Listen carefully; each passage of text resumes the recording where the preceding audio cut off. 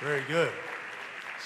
So before we hear from the mayor and the council member, I'd like to invite Norval McKenzie up to start us off with the Pledge of Allegiance.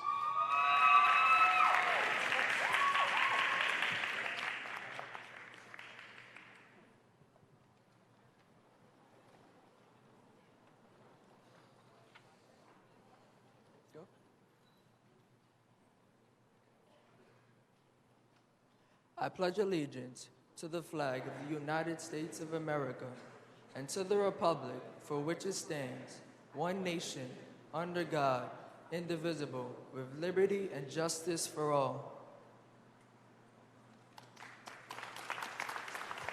Thank you, Norval.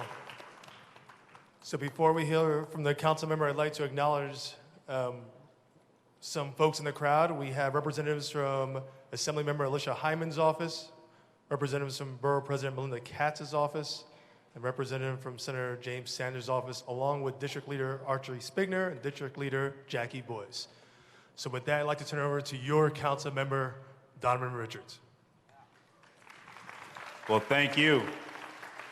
And I want to thank you all for coming out. Of course, I want to thank the mayor, all the sponsoring organizations tonight that really helped bring everybody out tonight. Thank you all. So tonight, we're going to have a little fun.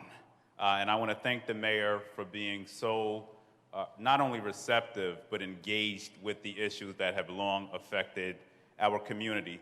So just this last Tuesday, we passed the budget in the city of New York, and I want to highlight a few things that we brought home. We were blessed to bring in $12 million in capital money for the 31st District this year. So in this school we sit in today, we are allocating a little bit over $500,000 to build out science labs and to ensure every school in here gets the technology they deserve. We've added, and now I'm a staunch supporter of libraries, as you know, and the mayor is very helpful in helping us renovate Rosedale Library last fiscal year with $1 million. And we now are looking at Laurelton, and we have a little bit over $2.3 million now in the capital budget to do some phenomenal renovations at the Laurelton Library. Next, we're going to parks, which is also something that is important to many people in this room. And we've done some great work in Springfield Park. I want to shout out the volunteers of Springfield Park. But we also are about to do a lot of work in Brookville Park. And this year, we have secured a little bit over $4 million to do some renovations in Brookville Park. Now, in this budget, and the mayor's going to speak a lot more on this, but I want to thank him because when I came in as the chair of environmental protection, we had a conversation about flooding in our communities, in particular parts of our community like Rosedale that have long been plagued by flooding. And I'm going to let him announce the news because he delivered on a commitment, and I really appreciate it. The precinct was also another thing. So before I was born, there were some people in this room talking about the need for an additional precinct for our community, and the mayor delivered on that commitment this year, and I'm going to let him speak a little bit more on that, but to the tune of $70 million. For the Springfield Gardens community, and I see Spring Jam here, this is an organization that we work with very closely. They've not only endured flooding, but a lot of issues with trucks, and we'll be working with the mayor in passing legislation to actually create an industrial business zone in Springfield Gardens this year. And I want to thank them for their hard work on that. So there's been a lot of work going on in our community, and I'll highlight Far Rockaway as well. I want to thank the mayor for committing $91 million to renovate downtown Far Rockaway, a place that's been long neglected in our community as well. So there's been a lot of victories, not only for our community, but citywide, and these things can only be done with a strong partner.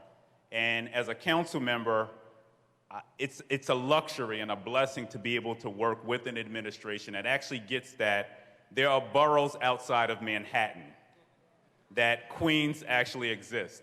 And not just some part of Queens, all parts of Queens actually exist in New York City.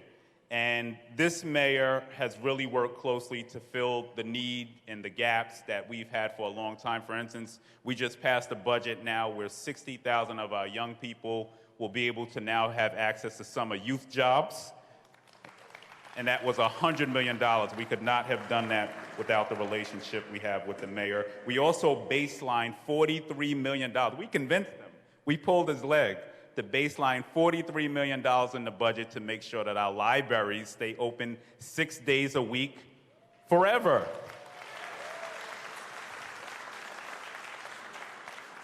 Some other quality of life issues, we always have the conversation about tree removals in our communities, and we got left with the stumps all the time, in which it became our responsibility to get rid of those stumps. We put $1 million aside for that.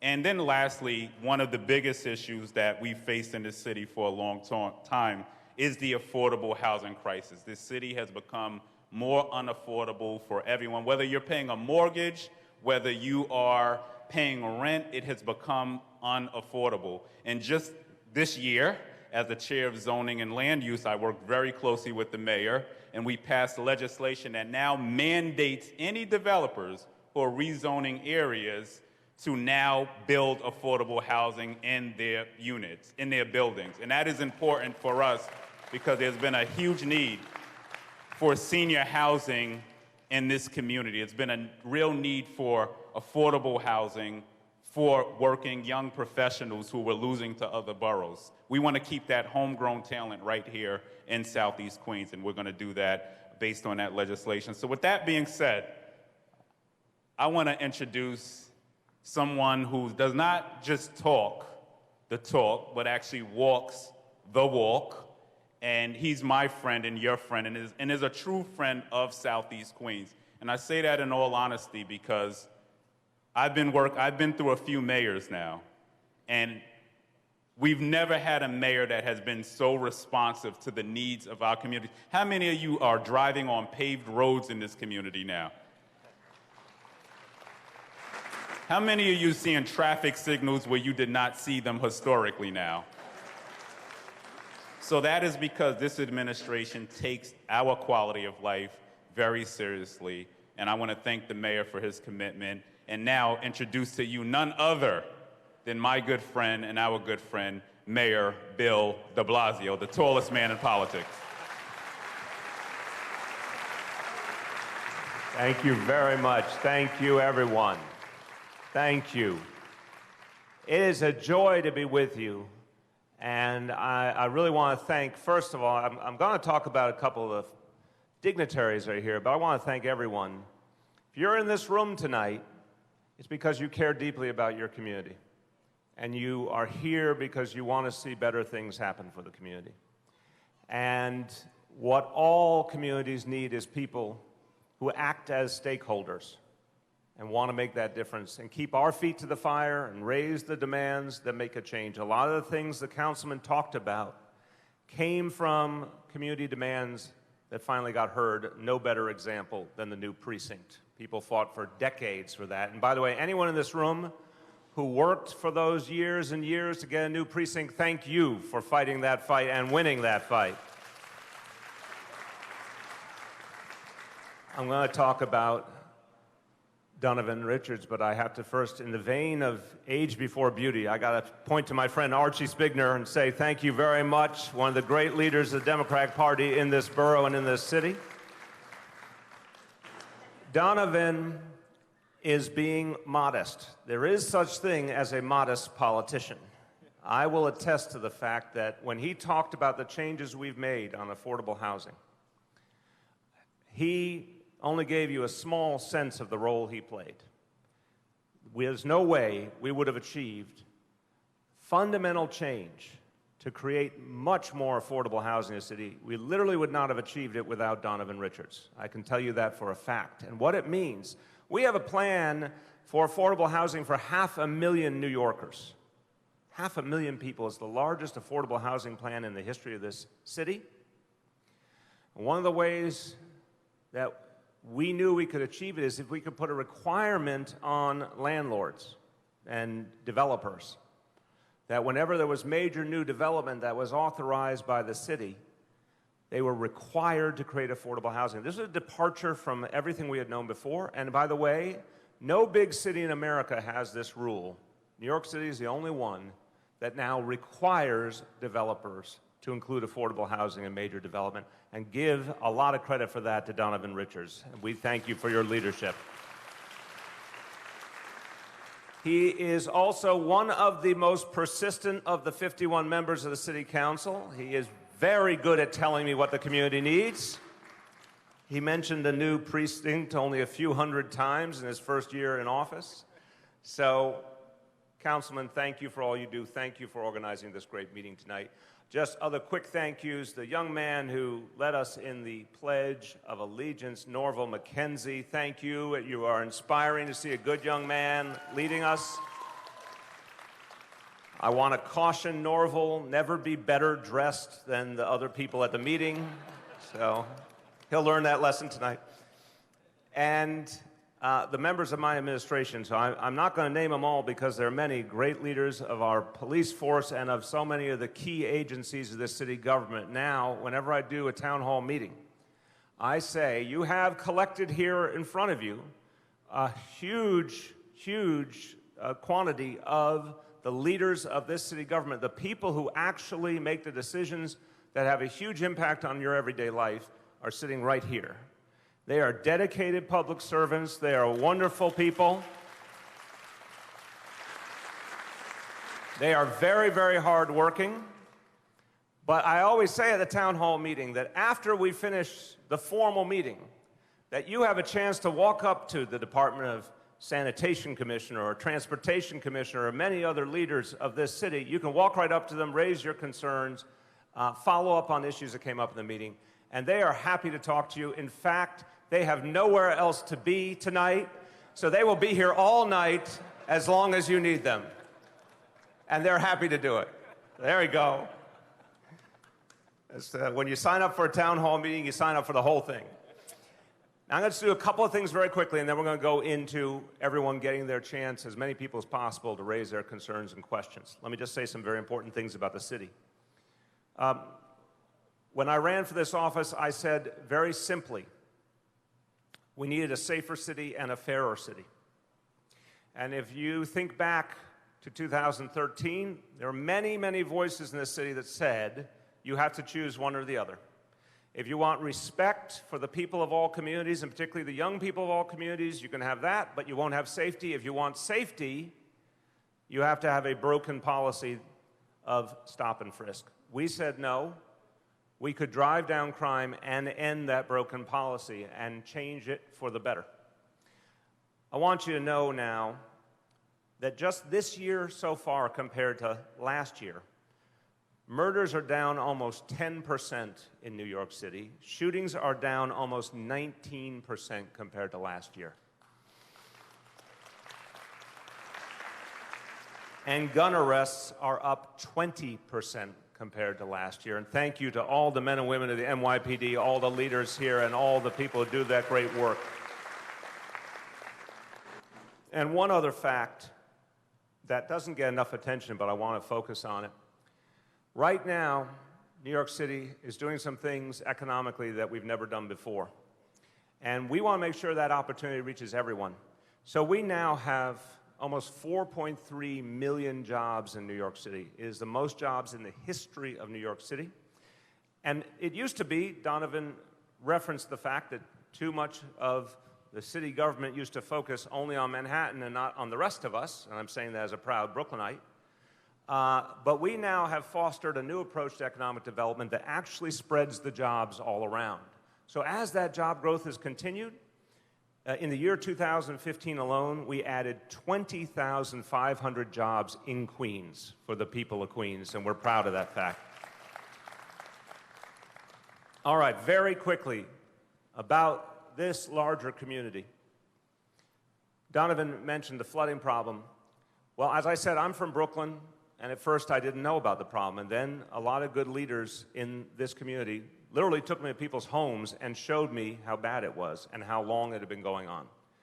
And we understood through that experience that something fundamentally unfair was happening in this community, and the city had an obligation to fix it, and it was not going to be easy, it was not going to be cheap, it was going to take a long time, but it had to happen. So in this budget is $1.6 billion to address the flooding issues in Southeast Queens.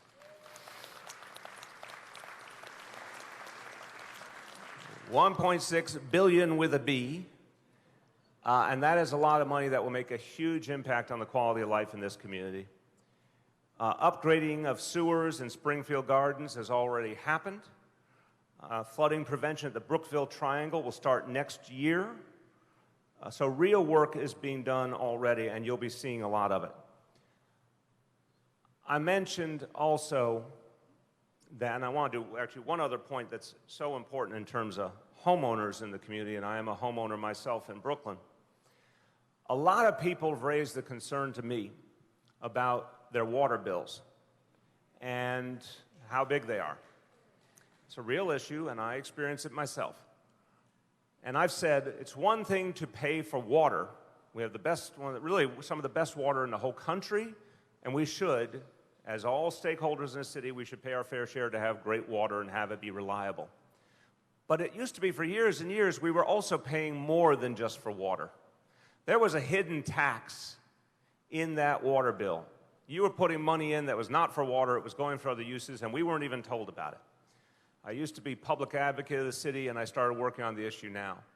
I'm happy to say in the budget we just passed, we have ended that practice, and the only thing you will pay for from now on your water bill is water.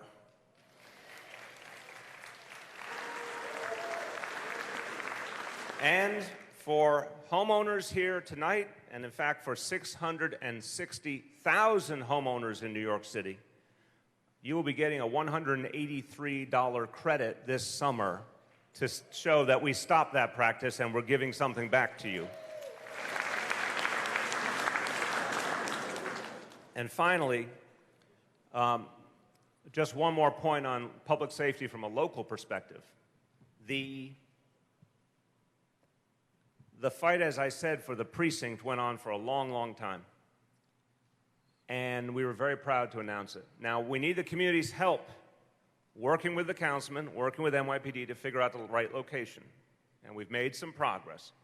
My goal is that we will determine the location hopefully by the end of this summer and then get to work on building the building.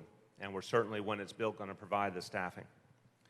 But let me tell you that the precincts here, all represented, the 4 precincts represented, are doing extraordinary work. And that work will get even better when we have the new precinct, but they're doing extraordinary work. Listen to these numbers.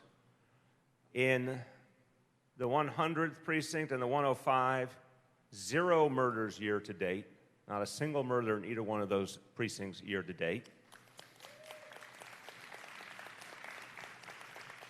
Murder is down 33% in the 101, 50% in the 113. That is just amazing achievements. And we have started our new neighborhood policing program. It's in 3 of the 4 precincts. It'll be in the 4th one next year. And the promise for years and years in this city, there was a conversation about neighborhood policing, community policing, but it really never took hold. This time, we are devoted for the long haul, and you're going to see the phenomenon. Some people remember the cop on the beat who knew everyone in the neighborhood, and the neighborhood knew the cop on the beat. We're going to do a modern version of that, where cops are going to be assigned to a very specific part of the community and stay connected to that part of the community. And we're already seeing, as we've started around the city, it's making an amazing difference. It's helping our police to have the information they need and to have it early enough to make an even better impact on people's lives, and you're going to be seeing a lot more of this. So I'll conclude. I just wanted to give you those highlights. I look forward to any and all issues that come up tonight, but I'll end my opening statement as I began. Thank you, because you're here, you're committed, you're focused on making your community better, and this is why New York City works, because people care. Thank you very, very much. All righty. So we're going to get to the fun part now. And each person will have One question. All righty.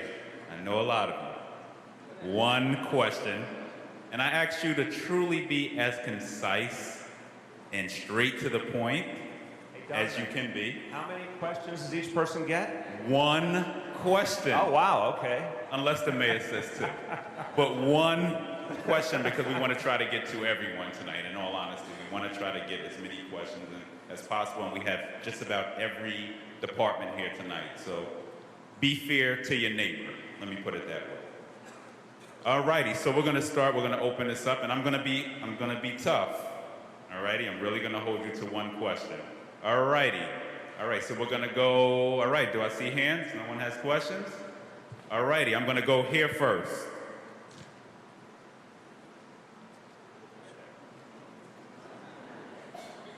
Welcome, Mayor Blasio.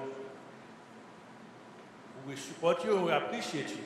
We have one commitment I would like from you tonight. It doesn't cost money. My favorite kind. We need an NYPD truck enforcement unit in the district. They are large, big, wide truck, multi-wheeler truck, parked in our residential street, near our parks, affecting quality of life, affecting public safety, and also impacting on business. People cannot go to the store easily because the trucks are parked there. And worse, the company owning those trucks and the operator don't even live in New York City. Okay. Which precinct, sir? Which precinct? 105. 105. So okay. truck enforcement. Let's let the captain or inspector, I'm having inspector. New I want to inspector. make sure you get your right rank. Inspector.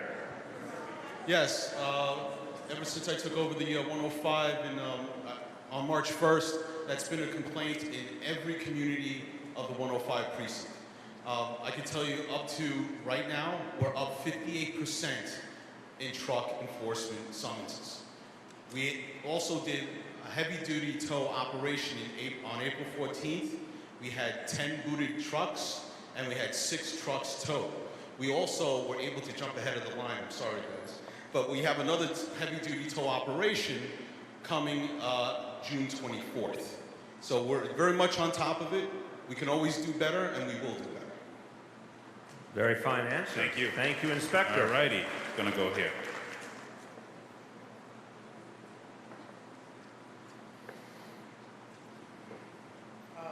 Mayor de Blasio, what new innovative programs are you putting forth for seniors?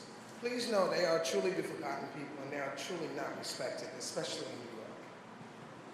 Well, I appreciate why you say that, but I want to contest that very, very respectfully, and I thank you for the question.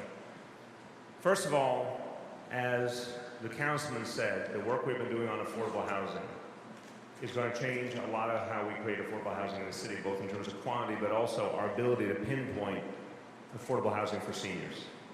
And don't believe me, believe AARP, our strongest ally. I say that with no fear of contradiction. In the effort to change the affordable housing laws to create more was AARP, because they really believed it would be a breakthrough for seniors.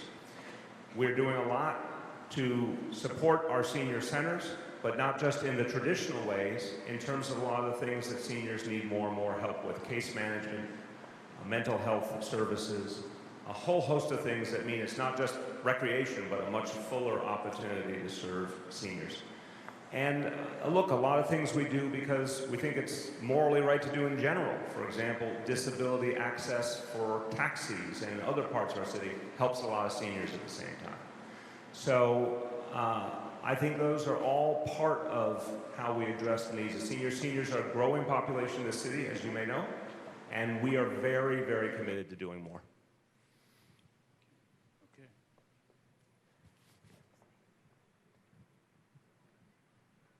Good evening. Thank you for having this event.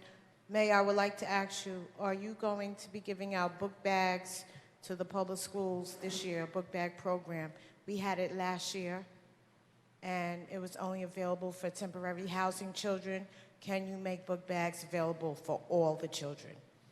Okay, I'm going to start by saying, I'm going to be straight up. One of the things I try and do in a town hall meeting is be very straightforward. So some are answers people want to hear and some maybe they don't want to hear. I don't know of an effort citywide to do that.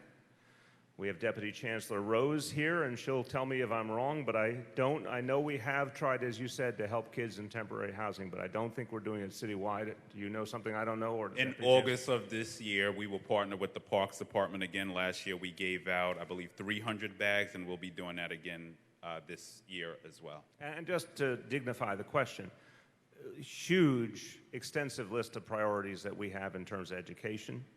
And we're very proud of the things we've invested in, full-day pre-K for all our kids, after school guaranteed to all our middle school kids. And I want to just, let me take one moment to advertise. I'm a little amazed myself because pre-K has been an incredible hit, but there are still parents who don't know that pre-K is available to them for free. So I just want to ask everyone in the room, if anyone in your life, in your family, anybody has a 4-year-old, there's plenty of time and plenty of seats to sign up for September, full-day pre-K for free. But the same for after school. Every middle school child in New York City is now guaranteed an after-school seat. And this is not well known enough. Every middle school child, 6th, 7th, 8th grade, is guaranteed after school. It's usually 3 o'clock to 6 o'clock or something like that, for free, and we need to spread that word. So those are the kinds of things we put a lot of resources in. There's lots more we wish we could do, but we've tried to have the biggest impact for the money we spend. So, Ms.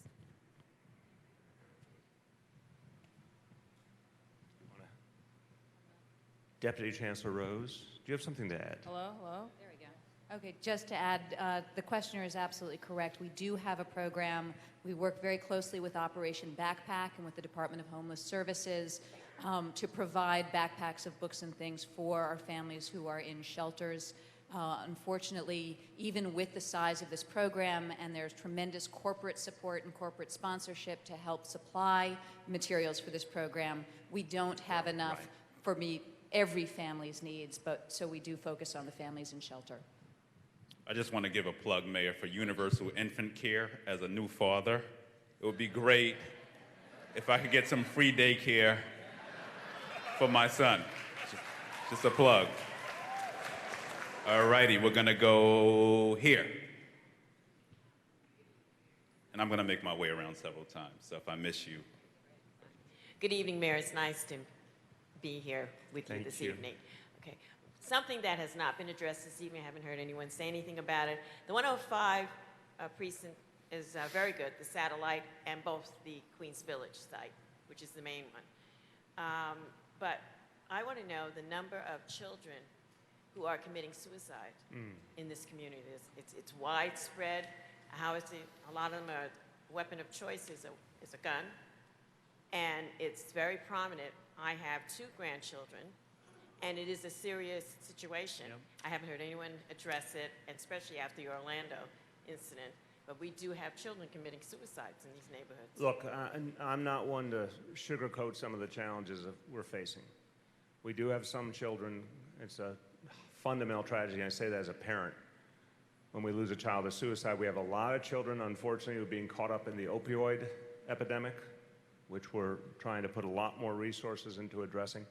I don't have an answer for you, honestly, about numbers. Perhaps some of our police colleagues do, but I want you to know we don't take it lightly at all.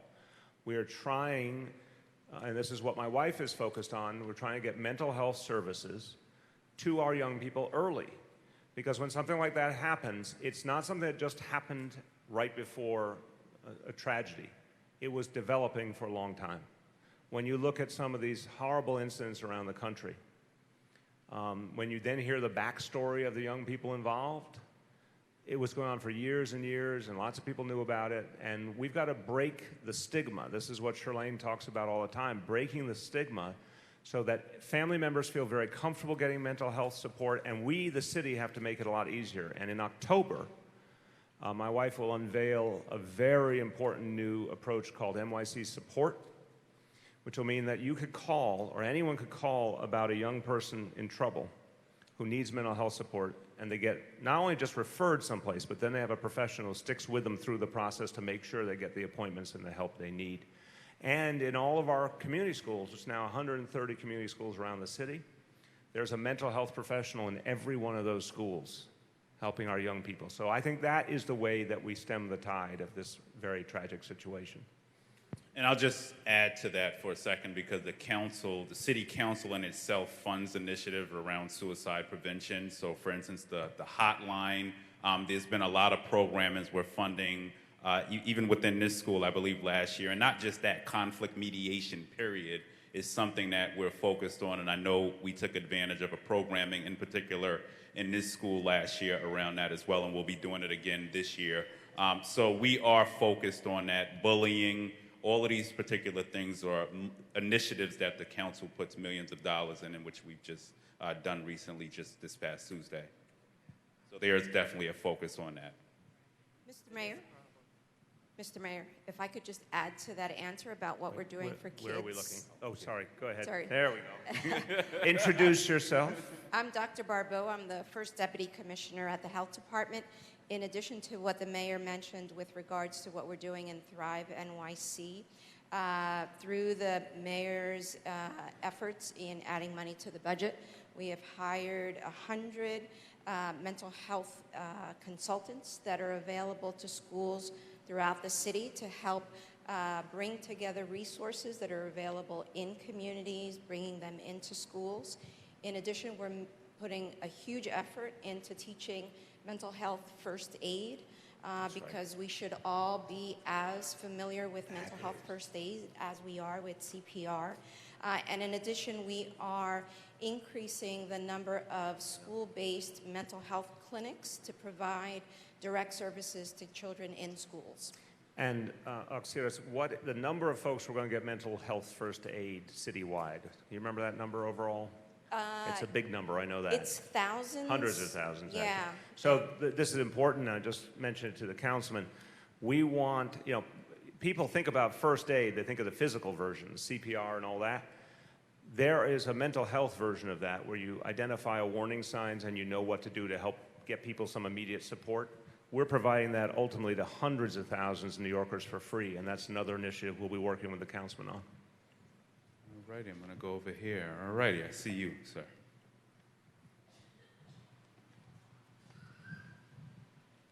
Thank you. Mayor de Blasio, as first, I just want to thank you for being here and thank you for taking your time out the day to come to Springfield and talk to the people.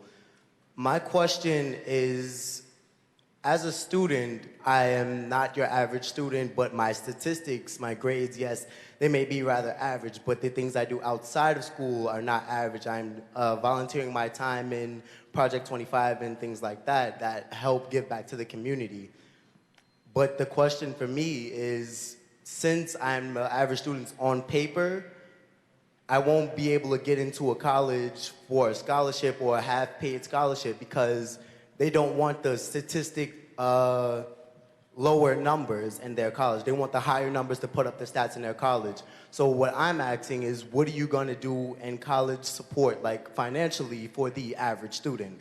So first of all, I appreciate the way you're framing it, but I'm going to contest you a little bit. First of all, I think someone who comes to a town hall meeting and speaks about the issues of the day and is involved with the community is above average. So I thank you for being above average. I was an average student too, by the way. You turned out good. You can do it if I did. You can do it, right. All righty. I actually, just a comment on live, because I talked to a lot of people in college admissions, and they do not just want people who have traditional, quote-unquote, good grades. They want people who are leaders, who are creative, who have drive and personality. So I think the good news is decisions are made for many reasons. But the question at hand, what are we doing to help? Two things jump to mind that I want to alert you to. We believe that everyone, young people need a lot of exposure to college early, and it should be easier if you want to pursue college to have this support. College is not for everyone, but everyone should have the opportunity to pursue it if they want to. So we're going to have now going forward, all middle school students in New York City are going to get a free trip to a local college to get early exposure to college. Then we're going to increase the amount of guidance counselors who work on college applications and financial aid applications. We're going to make SAT, we're going to both make the preparation more available, but most importantly, the cost of the SATs. We now have an initiative to pay for the actual fee for an SAT. So you can take the SAT for free, which opens another door for a lot of people. And over the next few years, we're going to right a huge wrong in this city. And I'll be blunt about it. It used to be one of the best ways to get into a good college and get financial aid and all was to take an advanced placement course.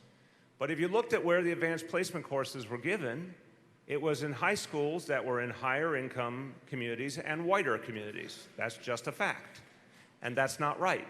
We announced under our Equity and Excellence Plan for our schools, every high school in New York City, every zip code, every neighborhood will now have advanced placement courses for our young people.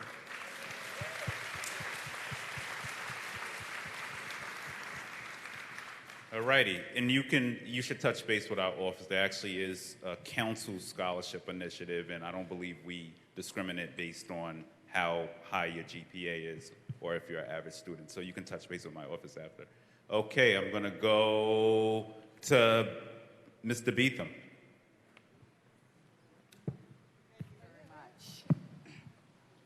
Thank you very much, Councilman, and thank you very much, Mr. Mayor, for coming out to our community.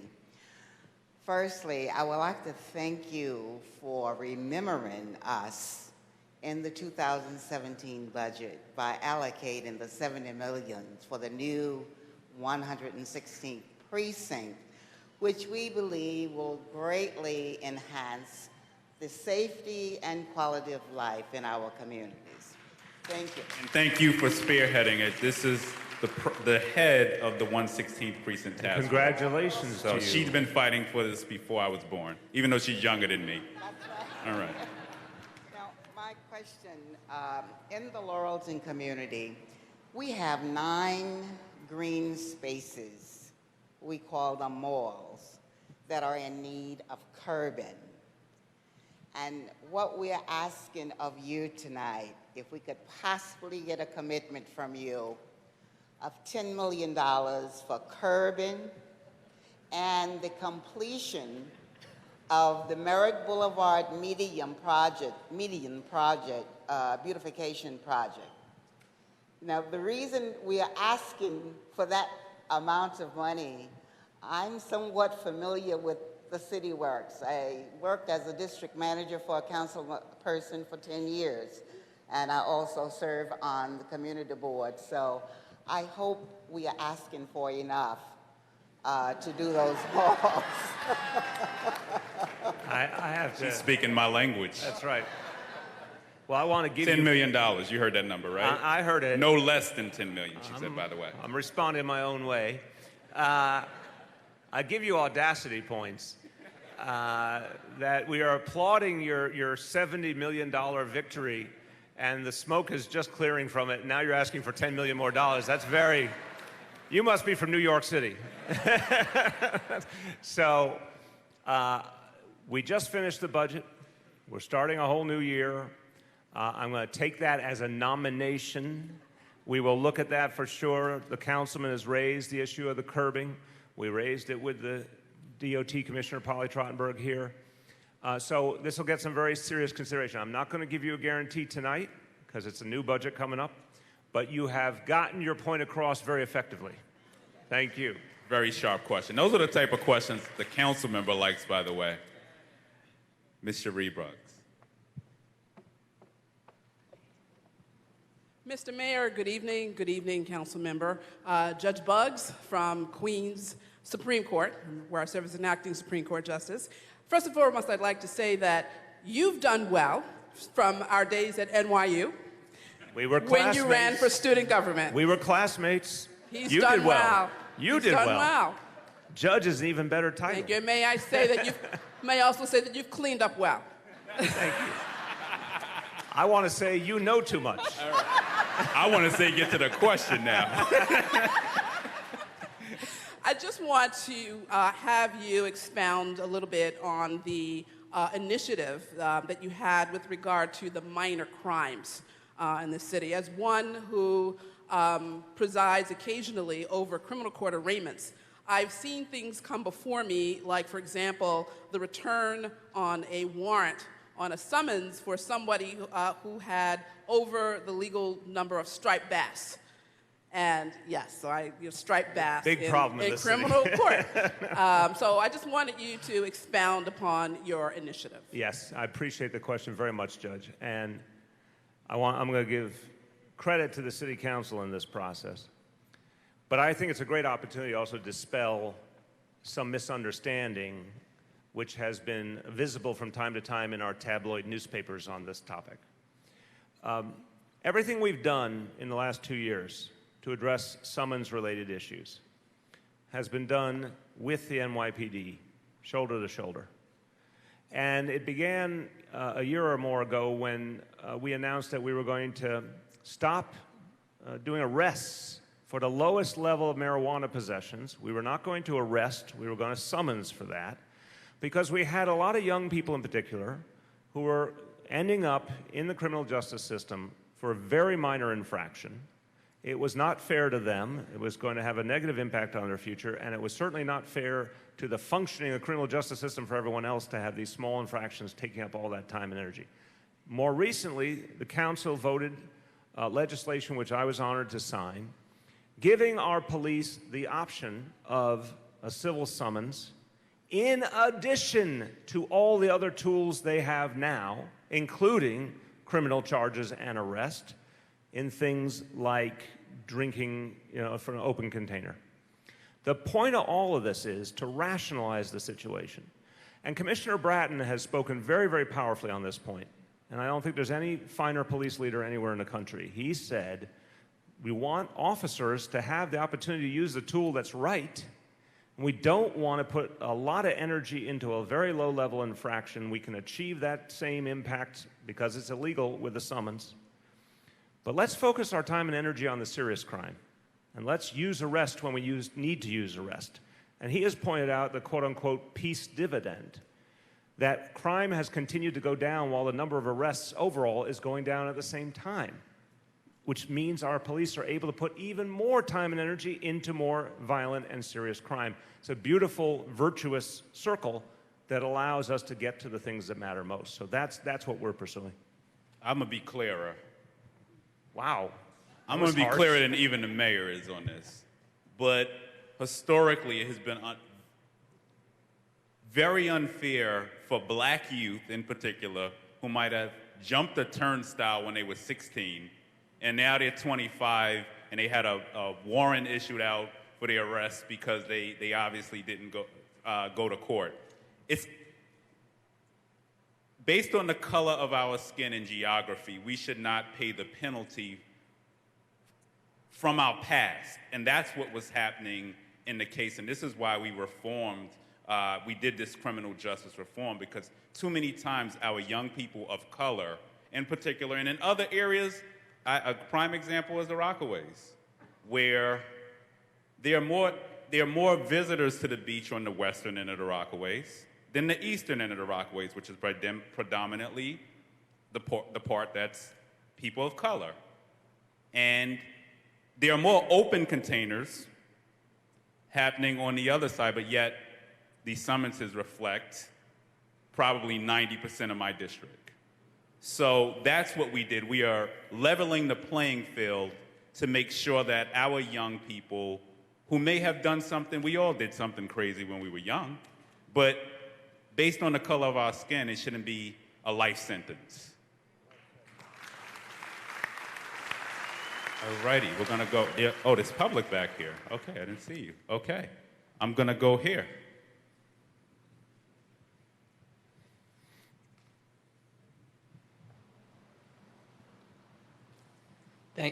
Thank you, Councilman, and good evening, Mr. Mayor. Good evening. My name is Haman Anand. I'm the new owner, co-owner, and general manager for the Clarion Inn JFK Airport Hotel that's coming up on 147 in Guy Brewer.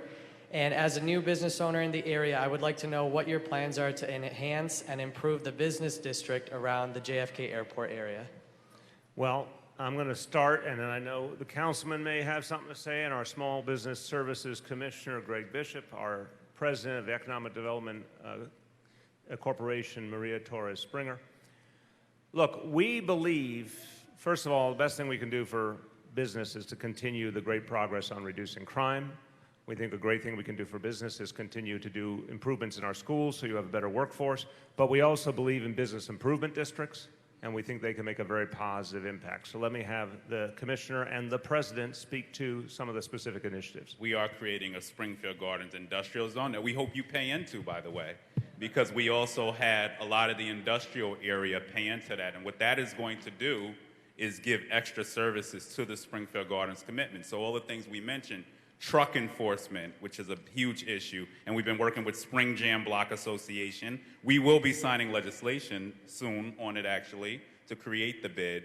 But local businesses are paying in. That's going to get us extra sanitation services. It's going to get us extra paving for our areas, extra sanitation pickups.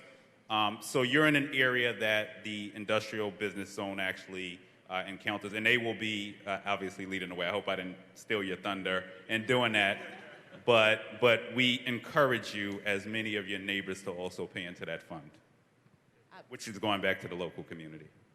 The council member made all of the most relevant points. The one thing I'll mention, my name is Maria Torres. I'm the Economic Development President. Greg Bishop is the Small Business Services Commissioner. To the extent that there are other needs that you have in order to continue to grow your business, to be part of the business community, whether that is training or otherwise, we are more than happy to continue to talk to you, not just so that you are part of the Industrial Business Improvement District, but that we can help you address other needs that you have as you grow. Just really quickly, so at SBS, we operate the NYC Business Solution Centers. We also operate Workforce One Centers, so if there's anyone that's looking for a job, or if there's a business that's looking to grow, and certainly the council member covered a lot of the things and improvements that you'll see coming from the business improvement districts. We actually administer over 72 of those across the city, but we also help businesses in terms of access to capital, finding people, training, and even navigating our own government. So certainly if there's any other businesses in this forum, certainly you can reach out to me or our office, so you can call 311. We have an NYC Business Solutions Center actually in Jamaica, and certainly we're here to help. Thank you, Commissioner. All righty, we're going to go here.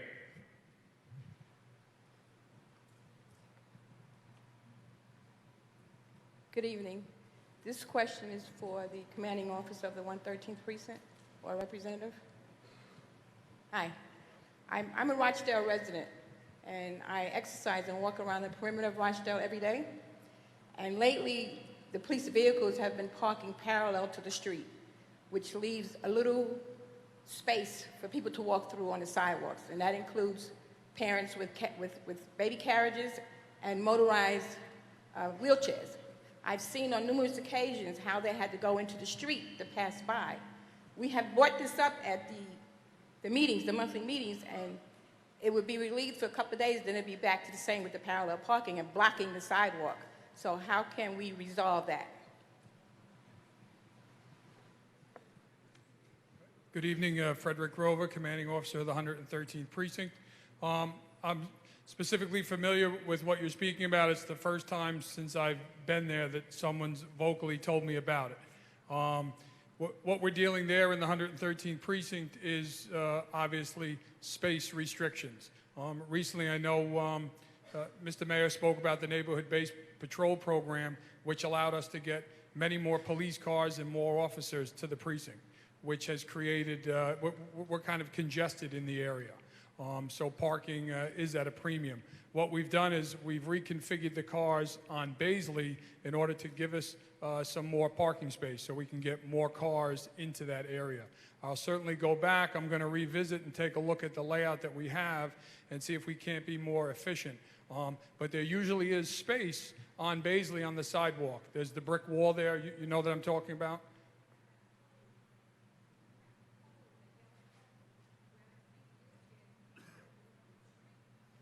Okay, so I'm going to go back. I'll take a look at that pole. I'm not sure who owns that pole, what utility it is, but I'll actually take a look. Maybe that's something we can do, maybe some reconfiguring, maybe an engineering change. I'll see if I can actually move that. But I'll definitely go back tonight, take a look. Any issues by that pole, the last thing I want is any traffic safety issues with pedestrians. So promise, go back. I'll look at it immediately. Okay? Thank you. So we're going to follow up on that. Okay, I'm going to go to Mr. Alain. Good evening, everyone. My name is Alan Barrett. I'm a community board member on CB13. How you doing, Mr. Mayor? Good to see you. Before I begin, I just really wanted to say thank you to the councilman, Jessica Douglas, and Harold Miller, because they have raised the expectations for young millennials, progressives in this community. And there's a lot of young professionals in the room where we invited each other, and some of them are in the overflow room. So my concern is around MWBE contracts, right? Entrepreneurship. In March, we did an entrepreneurship event at your college, right? With SBS, with Barrington Eddy, who was extremely helpful.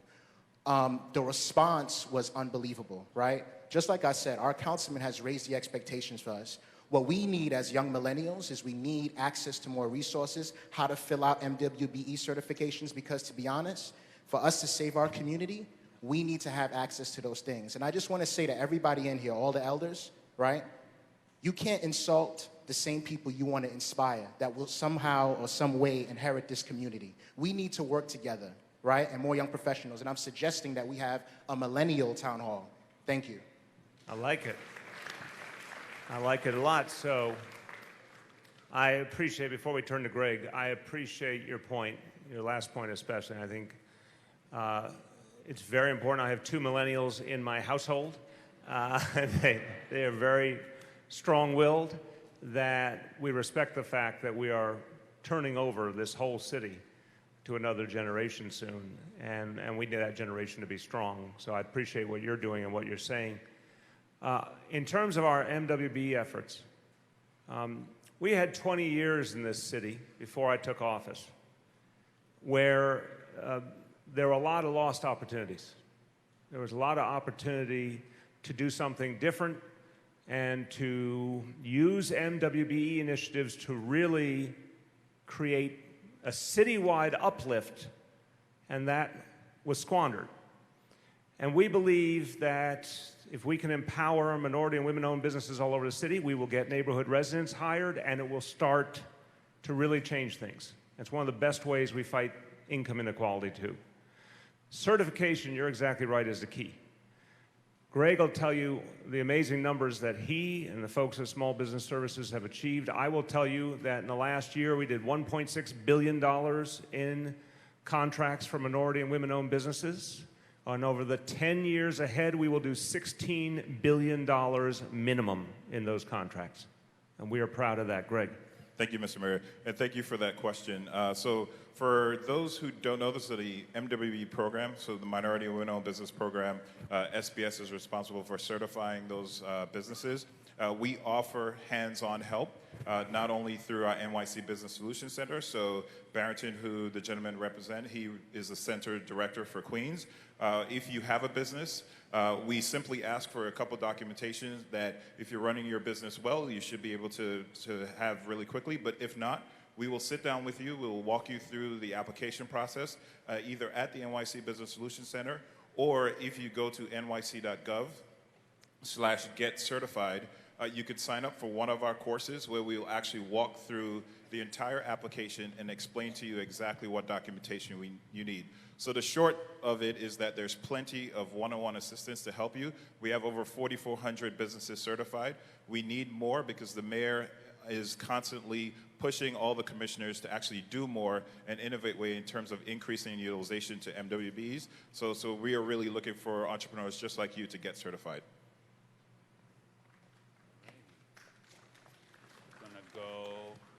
Okay, I'm going to do a lady because I did a man. Okay. She needs a microphone. Thank you. First of all, I'd like to say thank you for having this forum for us to voice some of our concerns about the community. As a teacher in the community, I have noticed in the past year that it has been very difficult to suspend students for major infractions that they were once suspended for. So my question is, what can you do to help support teachers and administrators within schools in Queens and even the entire city to support those students that are having major issues where their behavior is a distraction to the educational process? Okay, let me, this is a very important question, and I may have a little bit of a different perspective, so let me offer it. But thank you, first of all, for what you do as a teacher, because it's absolutely crucial for this city. Thank you very, very much. I'm going to channel Donovan Richards for a moment. And this is not about you in your classroom. This is a bigger reality. For a long time in this city, suspension in particular was used very, very quickly in many cases, and I think not appropriately in many cases, and it overwhelmingly afflicted young men of color. So we had a lot of young men who either had a special ed issue that wasn't being treated properly, or a mental health issue, or committed a fairly minor infraction, and then suddenly it was treated as a major infraction, there was a suspension. That is incredibly dislocating to a young person's life and to their education. Now, you're absolutely right. And I was a public school parent until June. Both Kiara and Dante went the distance pre-K to 12 in our public schools. And so I had plenty of stories from their teachers, from fellow parents, from my children themselves about day-to-day life in the classroom. There are some children who deserve very serious disciplinary measures. There are some children who every other attempt is used and there's no choice but to get to a suspension. But I think it was overused in the past, I really do. And so what we've put in place is a new set of standards that raises the bar and says, let's try and make sure we're using all the other opportunities, short of suspension, if it's not a particularly major offense. If it's a very major offense, that's a different discussion. Obviously, anything involving violence is a whole different discussion. We take that very, very seriously. I'm thrilled to say that violence and major crime in our schools continues to go down. It doesn't mean it's over, but it continues to go down. So we think that the reforms we put in place are going to be important to helping a lot of young people who otherwise would have gotten marginalized have a better opportunity. But we're never going to miss the fact that teachers deserve support, and some kids really do get to a point where suspension is the only choice, but I think there's a lot of times when we can use other measures and they can be effective. I do agree with a lot of what you're saying, because it's true that most minority males are seen as, they're demonized in a way, like in terms of like what they do compared to other students that maybe are not students of color. But back to my question, like the support, so some of the things are counseling for students and things like that. Is there a way to maybe have someone in the schools, and like, for instance, this building I know does have 4 schools in the building. Is there a way to have someone, like a counselor, to help to speak to the students that are on their way to possibly being suspended or are continuously disrupting classes? Yes, let me have the Deputy Chancellor start, and I may add a little more. So we are, in fact, investing about $47 million to expand restorative justice training in schools, to teachers, to guidance counselors, to staff in the schools. As the representative from the Department of Health and Mental Hygiene mentioned earlier, we are also placing these mental health consultants and additional mental health staff in schools to help support.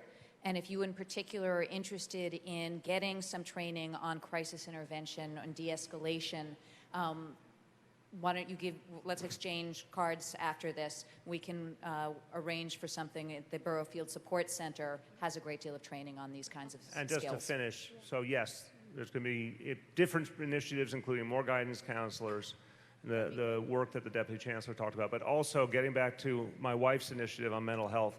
I believe we're going to get at a lot of these problems much earlier in children's lives as we really implement our mental health program. And a lot of what we see today doesn't have to be if young people get the help they need early. Right, I agree. Thank you. Thank you. All righty, I'm going to go here. Don't worry, we're going to try to get to everybody. We're not leaving till around 9. Good evening, Mr. Mayor. Good. Thank you for coming to our place in Springfield Gardens, which is one of the best places in the world to live, and basically because of Springfield Park. If anyone who walks into Springfield Park and was there before would immediately be dazzled by all the changes that have taken place. So we are grateful for that. But we do have a bit of concern about our wonderful, innovative Blue Belt. Let me guess, you want $10 million. Maybe more. That's right. We were delighted to be so innovatively inspired as to have a Blue Belt. We went racing off to Staten Island. We said, oh, this is what we're going to get, a little miniature Blue Belt.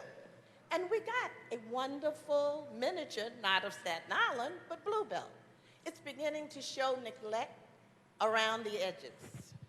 And we know that in a short time, if not now, the Parks Department will be responsible for that. Could somebody tell us and reassure us that there is a plan of operation somewhere for the maintenance of this? I'm trying to get the Parks Commissioner to come over, but he's hesitating. He's probably... Oh, no, we know him. Hi, How are you? Commissioner. Because I'm not familiar with that specific issue. No, I have he's stalling. Hold on. I have the Wait, he had Queensborough the Commissioner. for Queens Commissioner. We have the Queens Commissioner here who knows. I know we went out there for a tour last year, but I have the Queensborough Commissioner who's in charge of the... Oh, we know her too. I know Hi, you do. Dottie. Okay. So I'm going to have Dottie respond to your question. Okay.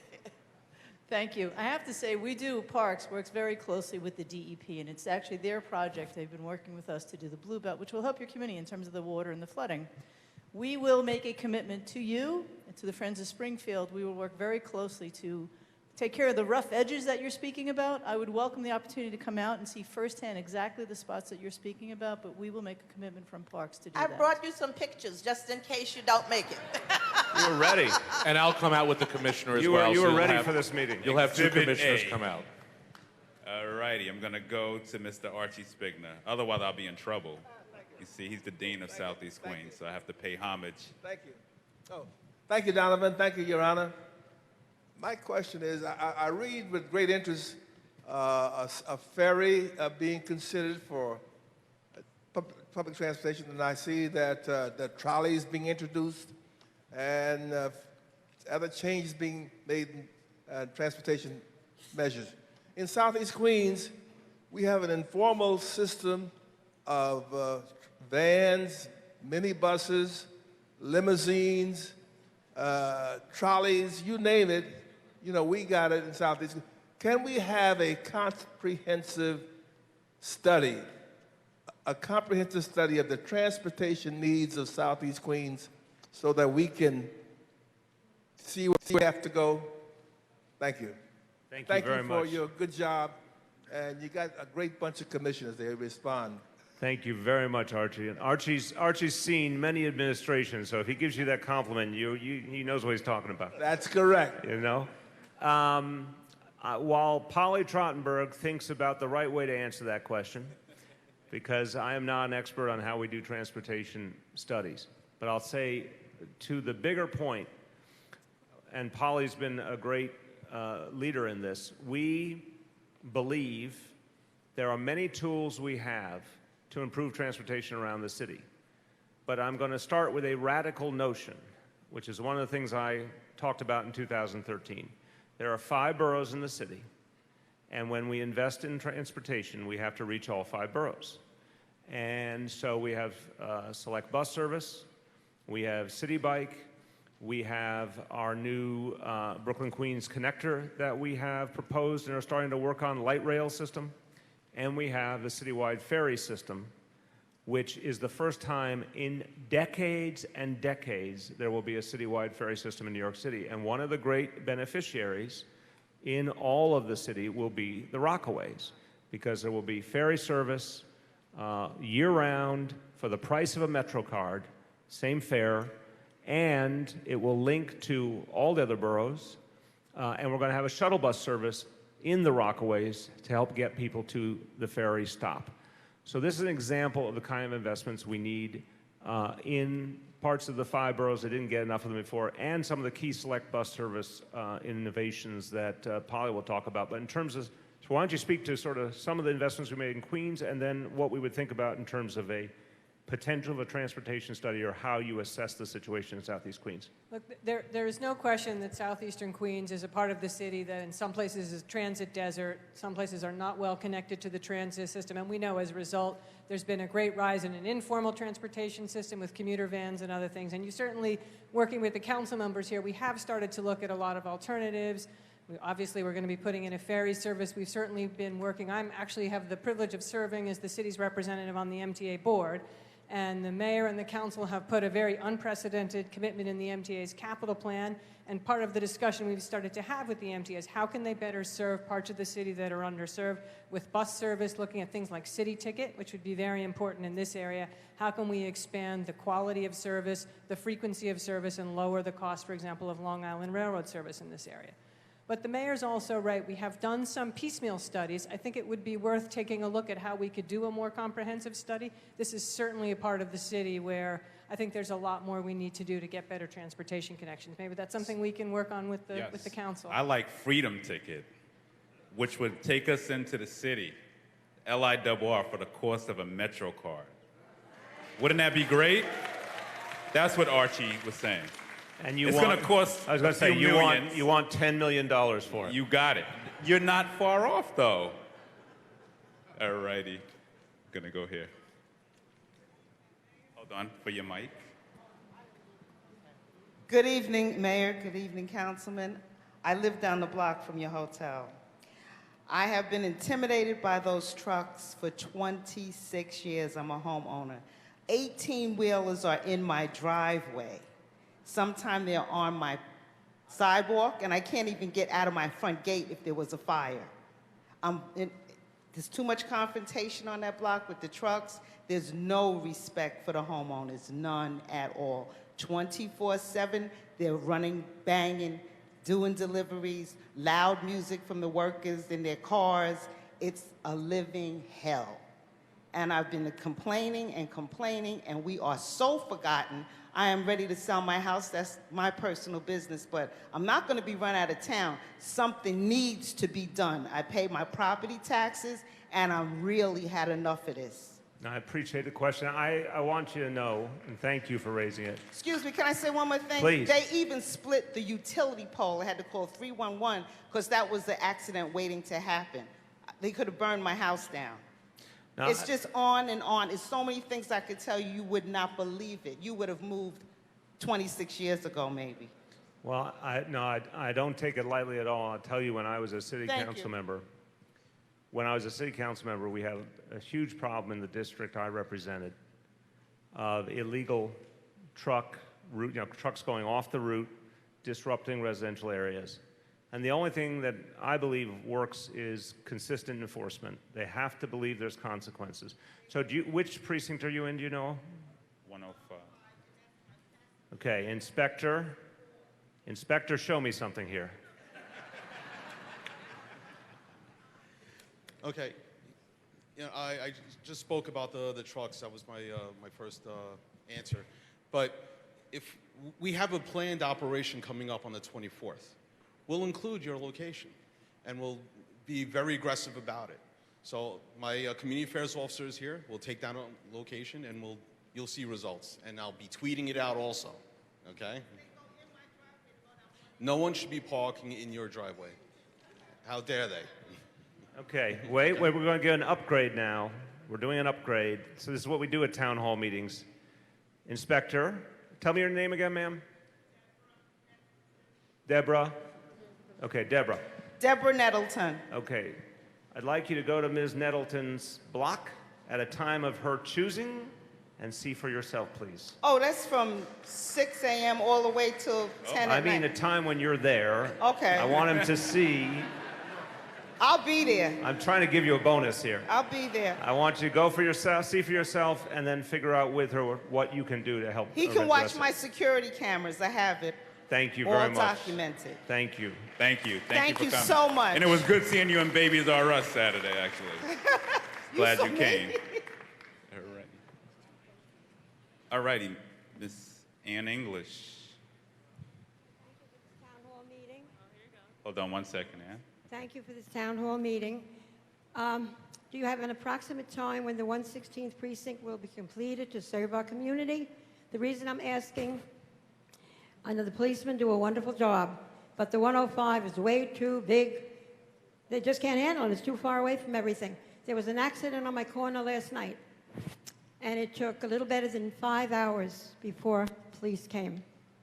I know they're busy, and there were a lot of things going on yesterday, too, and last night. From 5 o'clock, they came after 10. And the policeman was very apologetic and stuff.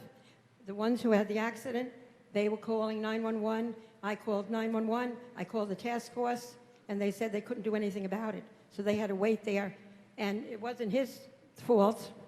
The woman that hit him, she kept screaming at him, and there were witnesses there and said she was the accident happening to happen.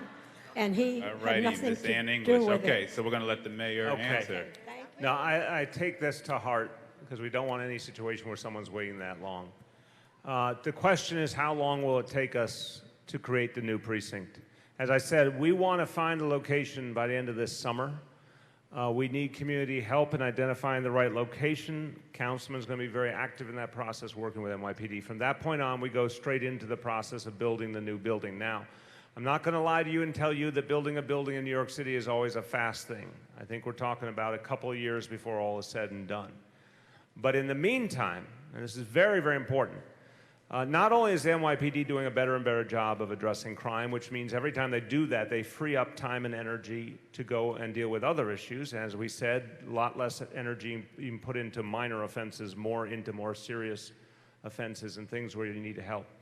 But by the end of this year, there's another key fact, and I want to thank the councilman, because in the last budget, the city council took a crucial action to increase the number of police and also to work with us on a civilianization effort to get some of our officers to go from desk jobs to patrol roles.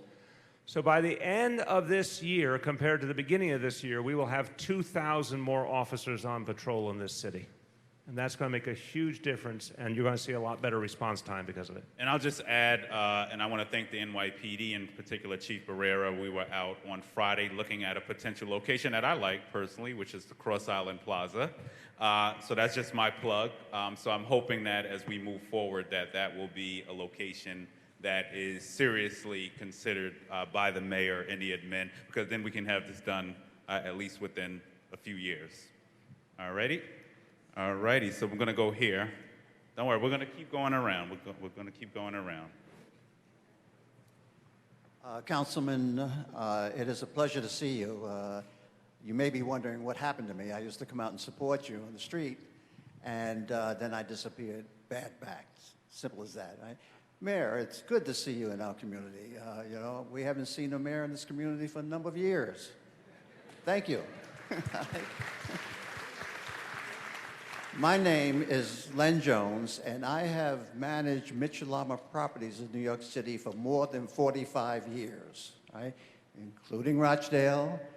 And my brother, Archie Spickner, used to come to my meetings on occasion, right? But I've been all over the place managing these properties. I thought it was the best housing for, we used to call middle-income people in New York City that was ever established, right? They were built in late 40s to 50s to 60s. They are old now. There was a time during the 80s when the construction... Question. When, Question. I got to build a base. Okay. Build it fast. Okay. We're going to try to get to everyone. There was once a construction defect program going on in New York City where Mitchell-Lamas were able to do some repairs to their properties. There's nothing like that now. I want to know if any consideration is being given to a repair program for that great stock of housing. Excellent question. I appreciate it. I'm trying to remember who's here from HPD. Okay, I'll give you your chance to bring some expertise, but let me start by saying this. We do focus a lot on ensuring that Mitchell-Lama buildings remain affordable. And that's, the state has a special responsibility in that, but we try to intervene and work with all our partners when we see a program or we see a building that might go out of affordability. That's the central focus. There are sometimes things we can do in the process to help create repairs, but I'm not going to overstate that. Our central focus overall has been on that affordable housing plan to create and preserve 500,000 units. That's really where our central issue is, because the affordability crisis in this city is so profound that we've got to produce more housing and we've got to preserve the affordable housing that people have in place. And we'd like to keep making it better, but first we have to make sure people can afford it. So I'd say we have an involvement with Mitchell-Lama more on the keeping the affordability, less on the capital repairs, but you may know some things I don't know. Take it away. So my name is Eric Wilson. I'm the Assistant Commissioner of Planning at the Department of Housing Preservation and Development. Thank you for your question. I do want to clarify that under the Mayor's Housing New York plan, which we adopted in 2014, we've preserved about 390 units across Council District 31. And that includes many Mitchell-Lama programs. And so we do have a very active preservation loan program for Mitchell-Lama units. And if you do know of a specific development that is in need of financing for preservation work, please come see me afterwards and I'll get the address and follow up and offer financing programs. Thank you. All righty. I'm going to go to you, sir. We're going to ask everybody to please ask your questions so we can try to get to everyone in the room.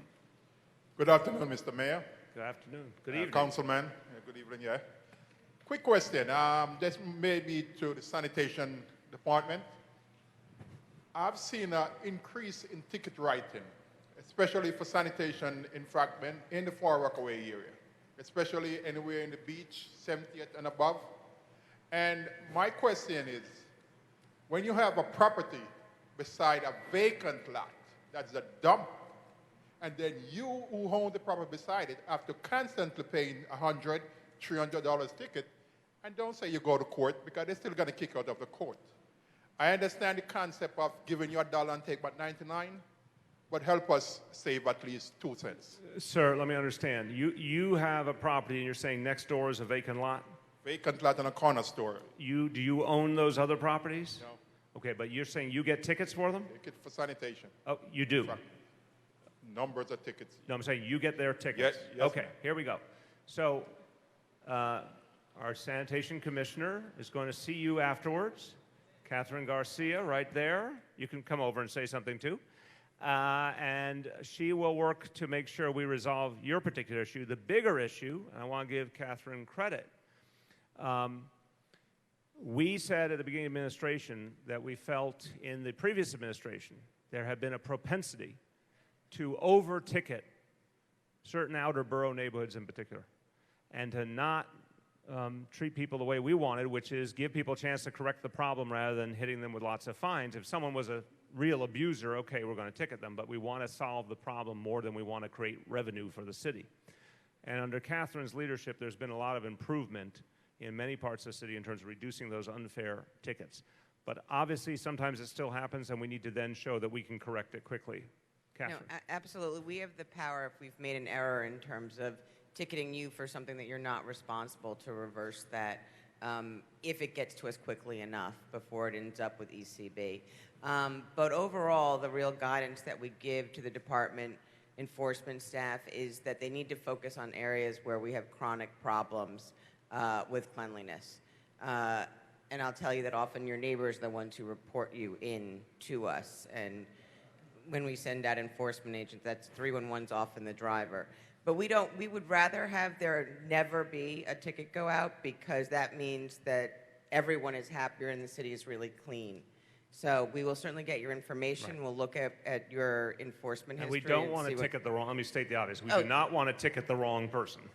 No, absolutely not. Like, that's just a clear error, and we will make sure that that gets resolved. And I'll just add, we fund an organization called Wildcat, and if there's a specific location, they do once a week. But if you get the location to our office, they actually clean up those particular properties at no charge to you, charge to us. All right, I'm going to go to her because she gave me that look a few times. And thank you for the opportunity. I'm an educator in District 29, and my question is to empower our students. I was inspired by this young man here. How can we develop relationships with Broadway theaters to allow, I work in a K-8. I understand the Gilda Lehrman Institute of American History has a relationship with the DOE, but if you're a Title I school, then you can get those tickets. I appreciate that, but American history is taught in middle school as well. So if we're not eligible for those, say, how can we introduce our children to Broadway shows and have them be exposed to the arts around the city? Excellent question. We thank you. So, two things that I want to say. On the narrow question of Broadway shows, we're starting to do this more and more. There was a great initiative, as you, I think, indicated. I think it was 20,000 tickets or something astounding for Hamilton, for kids from our public schools. That's amazing commitment by everyone involved. We're doing that with a lot of other plays more and more. Not at that level yet, but more and more we're finding partners on Broadway who want to open up at least a meaningful number of seats to our public school kids. So that's something we'll be doing more of. On the bigger point of access to all of our cultural institutions, our IDNYC has really had a huge impact. And I want to remind everyone, I think a lot of people know about it, but not everyone does, that when you get an IDNYC, it's free to get. It gives you an automatic free one-year membership to, it's more than 40 major cultural institutions in the city. And think about all of the famous and great institutions in this city. People get that automatic free membership for a year, get to experience a whole lot of things. That's true for our young people too. You can get an IDNYC when you're a young adult and have an opportunity to experience all that. So we think we're opening up the doors of our cultural institutions a lot now. Which school are you at? Oh, 270. Okay, my good friends. Okay. Hi, Ms. Harper. So one of the things we do within the council, we have a program called CASA, the CASA initiative, which is cultural, after school, something, and it's focused on the arts, and which your school actually was a former recipient. I don't remember what the essay remember. Cultural adventure, something. But we can consider, because actually Broadway Theater is actually one of the participants in the program. So if that's something your principal would be interested in, she knows how to get me. We can certainly look at that in this budget cycle.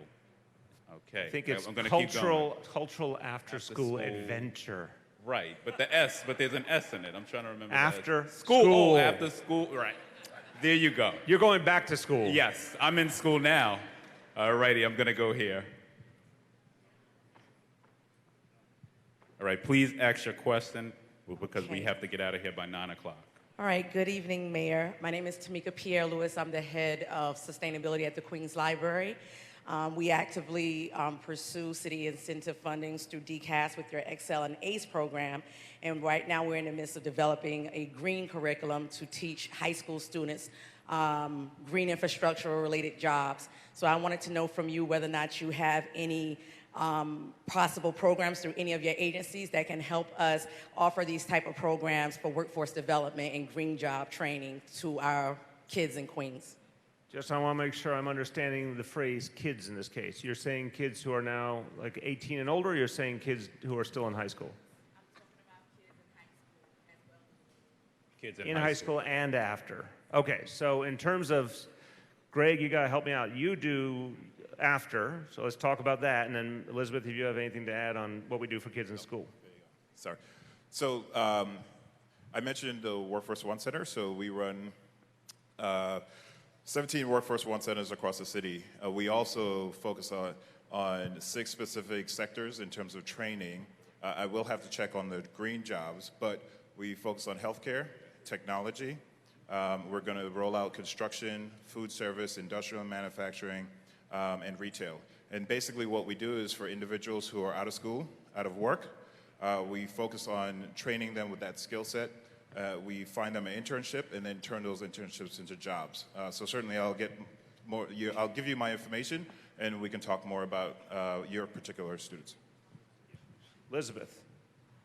So we're actually expanding our career and technical education programs at Department of Education high schools, and I think green careers is one of the industry strands that is of particular interest. So I'd love to exchange cards and we can look into what is actually offered in this particular area. special guest on the show, the chair of the New York City Housing Authority, Shola Olatoye. Welcome. Good afternoon, good evening. Quick response to your question. NYCHA partnered and helped found something called the Green City Force, which is a fantastic organization with a ton of support from your councilman, which focuses on connecting young people between the ages of 18 and 24 who reside in public housing to green jobs. These, we call them ambassadors, and we now have more than 300, work across the city at NYCHA, working with residents around recycling, helping to build our increasing number of farms that we have at our developments. We now have 3, and that number will go up thanks to the mayor and the city council. So greencityforce.org is one organization that is specific to residents within the New York City Housing Authority, but one that we want to scale more and more. So thank you. We just both were keynotes there yesterday. I heard you were there. Okay. All righty. Questions over here? Any questions over? No? Okay. Questions over here? No? Okay. We're going to go back here. All righty. I see you, ma'am.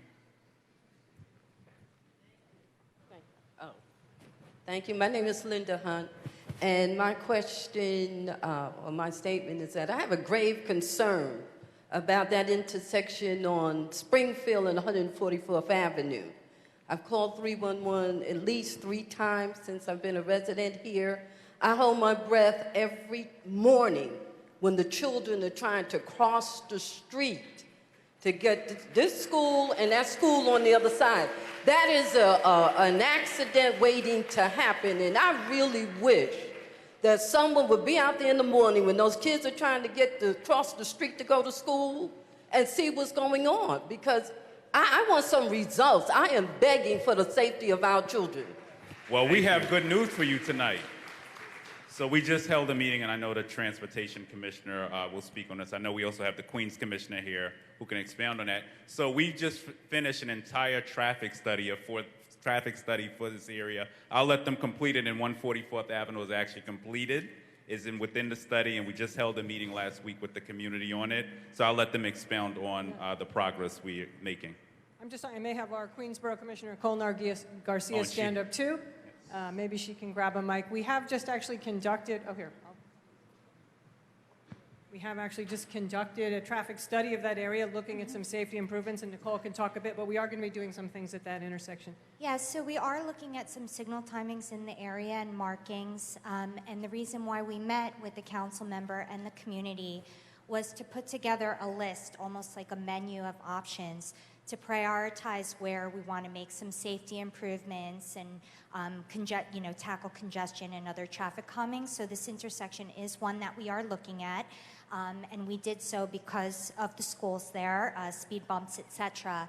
We'll be coming back in the fall with a final report, so I'm happy to take your information. I'll personally invite you, and if you'd like to learn more about the actual study and some of our preliminary ideas, I'm happy to meet with you as well. She has it in her hand, actually, so she can actually share it with you. Okay, I'm going to go here. Hi, good evening. I'm actually here on two fronts. One is that FPWA sends their regards to both you and the mayor, and so thank you very much.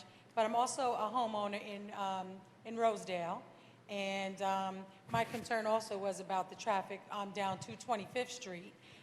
People just jet down that street all the time. 225th and 225th from 147th Avenue to the conduit. No, wait, we're going to know. This is a PD because this is speeding. Which precinct do we know? Speeding. Captain, is that you again? Captain. We're back to 105th. Inspector. Sorry. Inspector, what's going on? We are speeding all the time down 225th Street. We need a speed unit here. Let me advertise first for NYPD, and then the inspector will take it from there. So first of all, we believe in Vision Zero. And what we have done with Vision Zero is changed a lot of the basic realities in the city, lowering the speed limit, changing the designs of a lot of streets, where appropriate around our schools, for example, speed cameras. But one of the most important elements has been enforcement by the NYPD. So, for example, at the end of last year, the number of speeding tickets had increased by, we doubled them. We doubled the number of speeding tickets from the year before to last year. We tripled the number of failure to yield tickets, meaning not yielding to a pedestrian in an intersection. And I've always said that Vision Zero comes with a very important element of educating drivers to slow down and be responsible and be careful. And one of the best tools to educate people is when an NYPD vehicle pulls you over, because you tend to remember that. Now, we don't want that to be the case, but if someone's speeding and they're endangering children and they're endangering senior citizens, that's what's going to happen. So PD is doing more and more enforcement. It is having a very big impact on making people safer because the number of fatalities and crashes are going down. And with that perfect setup, I turn to the inspector who will talk about that specific area. Yes. In keeping with the mayor's initiative for Vision Zero, we're up 20% in the 105 precinct. With 375 miles of roadway, the officers have increased their enforcement in the Vision Zero aspect. Plus, we've increased our speeding summonses by 39% year-to-date so far. Okay, so when we get an area like you're bringing up right now, we will focus a little attention over there. There's no doubt. If you tell me that's a problem, we're taking it down right now as I speak, and you'll see us there. Thank you. Sorry? Excellent. Yeah, we'll focus a lot of attention over there. A as lot my of boss attention. just Thank said. you, Chief. So we got another 225th bonus and there. The Chief turned it from 147th some Avenue, attention sir? to a lot of attention. Okay. Thank you, Chief Barrera. There you go. 225th, and I believe we also brought that location up at the meeting last. I'm blind, so whoever's right here, because y'all all. All right, Eugene, I know you in advance. A sharp question. Question, not a lot of comments. Love you. Sharp question. Question. Donovan, Mr. There Mayor. are a lot of people who have questions. I can't. I'm from the Sharp Queens question. Public Transit Committee, and I'd like $700 million. No, seriously. Price is going up. Seriously. I'd like your thoughts on Queens Rail. We believe that it would be a great benefit to Rockaway and everybody in Queens. It would provide a north-south connection to the E-Line and eventually to the Bronx. So what are your thoughts on that? Okay, so one of the things in life, when you're asked a question, you can say yes, you can say no, and you can say I don't know. So I don't know on this one. I want to tell you why. I have heard the arguments on both sides that it is a priceless opportunity to create expanded transportation, and it's a priceless opportunity to create a recreational space. And I think both have a lot of merit. I think in terms of the transportation side, we have to be very real about where we would get the resources depending on the usage. And on some of the things that we have invested in, there's huge potential usage. There's a very big ridership we expect. This one, I think it's a little bit more of a question mark, even though there's a valid need. Obviously, with things like the select bus service and the new ferry to the Rockaways, we are trying to address some of the same needs different ways. So the jury is definitely out from a City Hall perspective. We have to focus on it and come to a more final determination. And what I can offer you in the process is I'd love to have you and your colleagues come in and meet with some of my team and present the case, because we really have not gotten to a point of decision yet. I'll give you, how about July? There's my bid, July. And my folks will follow up with you after.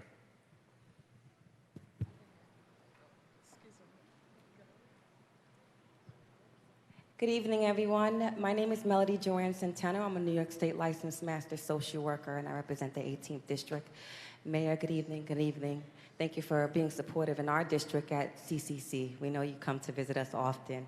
I also worked under your initiative for as a community school coordinator under your Renewal Schools program, so I do believe in your vision, and I have seen it work. I've left that to start my own campaign called Foster Care Unplugged. 2% of foster care youth in New York City graduate from a 2-year college, 4% from a 4-year college. I represent the 2 and 4%. I grew up in foster care my entire life. Now, The issue is, I'd like to see what are we doing about the 10,295 youth that are not making it to college because they're more concerned with finding a place to live when they turn 21. And with that said, my foster mother taught me that when you come to the table with problems, you also come with recommendations. So with that said, one, is there a percentage of housing under HPD or the 80-20 programs that can be put aside for the foster care youth aging out of foster care? Two, the second solution that I have, Senator Kevin Parker of the 21st District has just initiated a bill, New York State Bill number S7220, a bill that was adopted from Texas. It's a financial economic empowerment bill where we develop a trust fund for foster care children so that when they age out of foster care, they have money already set aside for them to help to come up with solutions. I have a big problem. Gonna ask you to wrap up. Yeah, I have a big problem with Johnny being in a foster home from the age of 10, and when he turns 21, he's going to a homeless shelter. What about we take 10% of the foster boarding home check, have the city match it, put it in a trust fund, everyone wins because you can make an investment off that trust fund while it's sitting there to help our youth. Okay, thank you. Well put. Thank you. Thank you.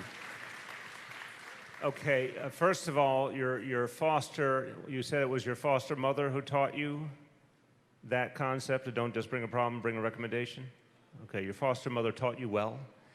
And I'm impressed and very, very impressed by everything that you've done with your life and how much you're giving back to people around you. So let's give her a round of applause for all she's doing. For the record, my principal in 5th grade said, don't bring me a problem, bring me a solution. And it stuck with me from that very day in 5th grade to today. And I like to tell my staff that all the time, too. So the concept, you're exactly right. We have a problem that we can overcome. It's going to take a lot of focused work because too many of our foster care kids don't have that clear pathway when they age out. I don't want to tell you I think we have cracked the code on this because we haven't. I like your idea, and I think that might be a way of sparking something. I think there's some other things we could do in terms of job training and other tools, but it's an area where we need to come up with, I can say for a fact, our administration needs to come up with a more coherent plan. So will you help us? So what I want to ask you to do is come into City Hall. This will be July as well. Our team here will follow up. Come into City Hall. I'd like you to meet with Deputy Mayor Richard Bury and his team because this would be an area of their specialization, and help us think about the ways that we can help foster care kids with the resources of today and maybe some of the investments we can make tomorrow as well. Thank you very much. And I just want to add to that, today I actually introduced a bill, and there was a slew of bills in the council actually related to foster care bill package, some of them related to some of the things you spoke of. Today. So that was today. We held a hearing and a press conference today at City Hall. So we can follow up with you after this and make sure you get the information on that. Okay, this section is gone. This section, no one here. Okay, I'm gonna go back here. All righty, I'm gonna go to you. And I ask everybody to please ask your question, sharp question.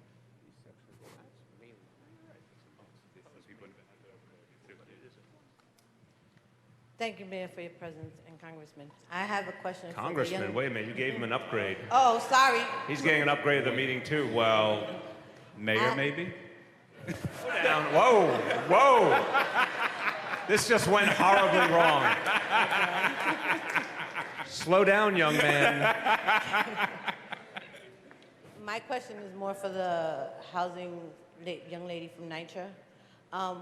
What are you doing to help tenants that have Section 8 when real estates and landlords don't want to help us tenants Excellent. that are on Section 8? I'm going to start, and the young lady is the chair of the Housing Authority, and she will join in, but it's nice to be called a young lady, right? When I was in the city council some years ago, we passed a piece of legislation that made it illegal to discriminate against people who had a Section 8 voucher or any other form of income from the government, because think about it for a moment, if the government's giving you income, how is it legal for someone to reject it? And you may be familiar with the fact there are some landlords who advertise and say no programs allowed, no Section 8 allowed. That is illegal now in New York City. Anytime we find that, they can be penalized, fined, forced to give the apartment to a Section 8 holder. There's all sorts of follow-through. So the most important thing is if we hear about a case, we then have the legal tools to go after it and to address it, because that discrimination is illegal. Do you want to add, please, Shola? One thing, thank you for your question. If you have a voucher from the New York City Housing Authority, and there are any issues with that voucher, we'd be happy to talk with you after about that. The mayor mentioned the efforts that his administration has committed around making that illegal, in terms of what you just mentioned. I also want to encourage you to look at housingconnect.org.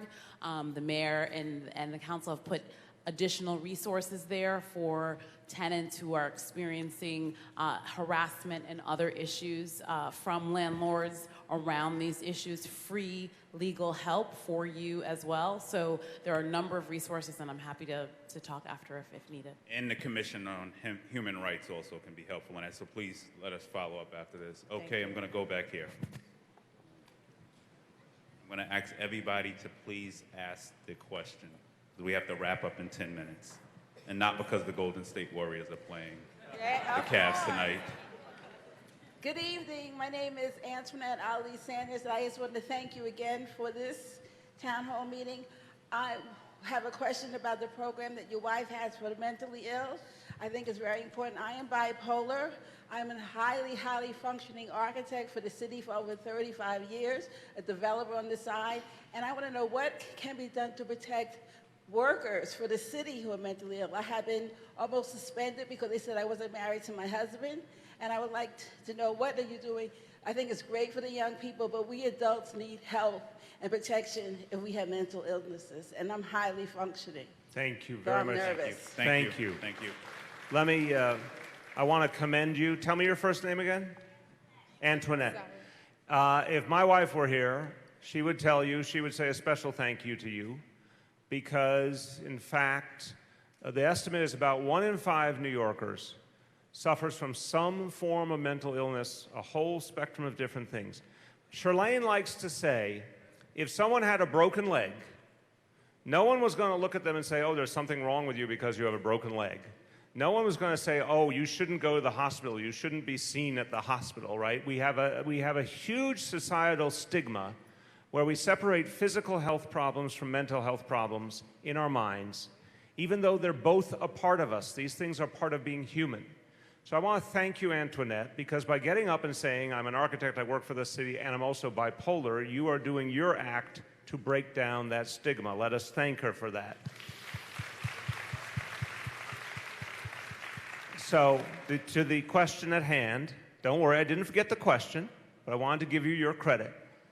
No, it's not just for young people. The whole concept is to create, over time, an actual mental health system that people can access clearly. When I mentioned the NYC Support Initiative that will start in a few months, literally any New Yorker can call 311, get connected to mental health service, get a professional who helps make sure that they are able to get the appointments on an ongoing basis.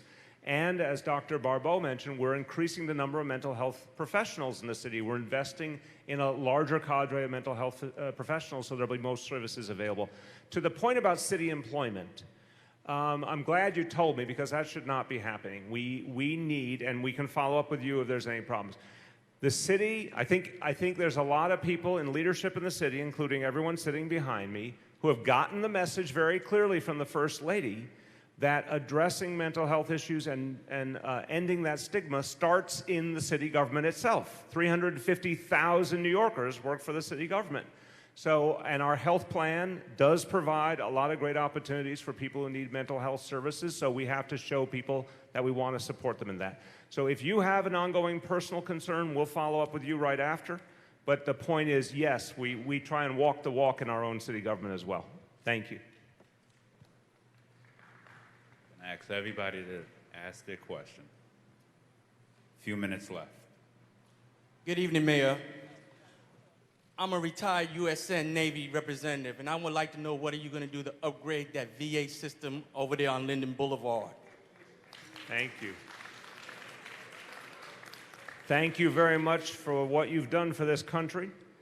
I want to separate the federal government from the city government in this answer. I I think we all have a critique of what's happened in the Veterans Administration, and that's obviously the federal government. What we're trying to do in the city, we've started a new Department of Veteran Services for the very first time in the city's history. We are expanding a lot of the resources we can provide for housing for veterans. It used to be there were a lot of homeless vets on the streets of New York City. President Obama made a priority of ending chronic homelessness, recurring homelessness among veterans. We were able to achieve that goal at the end of last year. Now we're providing additional housing for veterans who have been only temporarily homeless, and we're going to keep doing that. We're trying to do a lot more to connect veterans to jobs, and we're trying to do a lot more to connect veterans to mental health services that they have not been able to get so easily through the VA. So the federal government has a lot more investment it needs to make in veterans, and I'm certainly going to push for that. But the city is now stepping up to fill some of those gaps in a big way. And there will be a proposal, I believe, being released on that site, and I would urge you to get in touch with the Congressman's office on it. I know it's something he's been speaking about. I'm going to go here. Good evening, Mr. Mayor. Good to see you, my friend. How you been? Very good, very good. I'm Manny Kaufman, representing Assemblywoman Alicia Hadman. Assemblywoman sends her regrets, as you know, they're trying to... I regret that she's in Albany working all night tonight. Yes. But I'm glad she's there helping us. Mr. Mayor, the Assemblywoman has given me the task of forming a task force to address the groundwater system in Southeast Queens. It is a chronic problem. As a matter of fact, I think you and I went on a tour when you were public advocate. I had a meeting with Reverend Flake, Reverend Craig. We have chronic flooding at York College, Allen Senior Home. All right, I'm going to ask you to get to the question. Okay. Is there anything that we could do to address the rising water table? Yes, it's an excellent question. In fact, you and I were together on those tours, and that's what really educated me about the issue at hand. And I understand there are two different issues in Southeast Queens. The one that we can address more readily through investment, obviously what we're doing with the $1.6 billion investment, is getting at the stormwater problem, which is a very big cause of the flooding for a lot of homes. The groundwater problem is very serious as well. The groundwater problem is a tougher one to solve because it is going to have a lot of ramifications for our neighbors and the state, meaning Nassau County, and the state plays a very big role in determining the outcome. So we don't have the same control that we have when it comes to the other issues where we can make investments and we can prioritize. But here's what I'll say to you. I met with the Nassau County executive a few months back and talked about a couple of options that may help us resolve this issue. If we can all figure out a plan, we need your help and the Assemblywoman's help. If we can figure out a plan, we can go together to the state and see if we can get it done. It's not a status quo I want to continue, but it's going to take a creative solution we don't have yet. I assure you we will focus on it because I want to see a way to solve this problem for sure. Okay, I'm going to go here because I see a young person. You're young too, by the way. I'm not taking away from you. A younger person. For kids who want to start their own business, will there ever be funding for it? What a great question. What's your name? Egypt. Say again? Egypt. Egypt? Like the country? It's a beautiful name, Egypt. Thank We want to see young people get involved in entrepreneurship for sure. So I don't know if we have funding for it. Between Small Business Services and Department of Education, do we have anything we can do for young people who want to start a business? Oh, She's I hear thinking. a new initiative. That's right. We have a number of schools that have what are called virtual enterprise programs, where as part of the school curriculum, you actually take a course in which you develop a business plan. The class agrees upon what kind of business you're going to start, and you develop a business plan and a marketing plan and a website, and you do a whole lot of organization work and learn a lot about starting businesses. So how old are you and where do you go to school? You're 11. So as you're looking at if you're looking at middle schools or high schools, look for one that has a virtual enterprise program, and we'll see if we can find one in this general area and get some information to your mom. And And Egypt, when you are famous and successful, remember that we gave you good advice, okay? Give us credit, please. I think she's on her way. She actually started her own clothing design company, which is already at that age. Okay, I'm going to go here.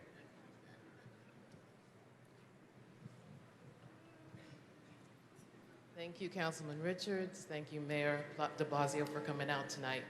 I'm Gloria Boyce Charles, and I live on 147th Avenue, near the new hotel that's coming up. And when my family moved to the community about 40 years ago, we saw some industry in the community, but it was nothing like it is today.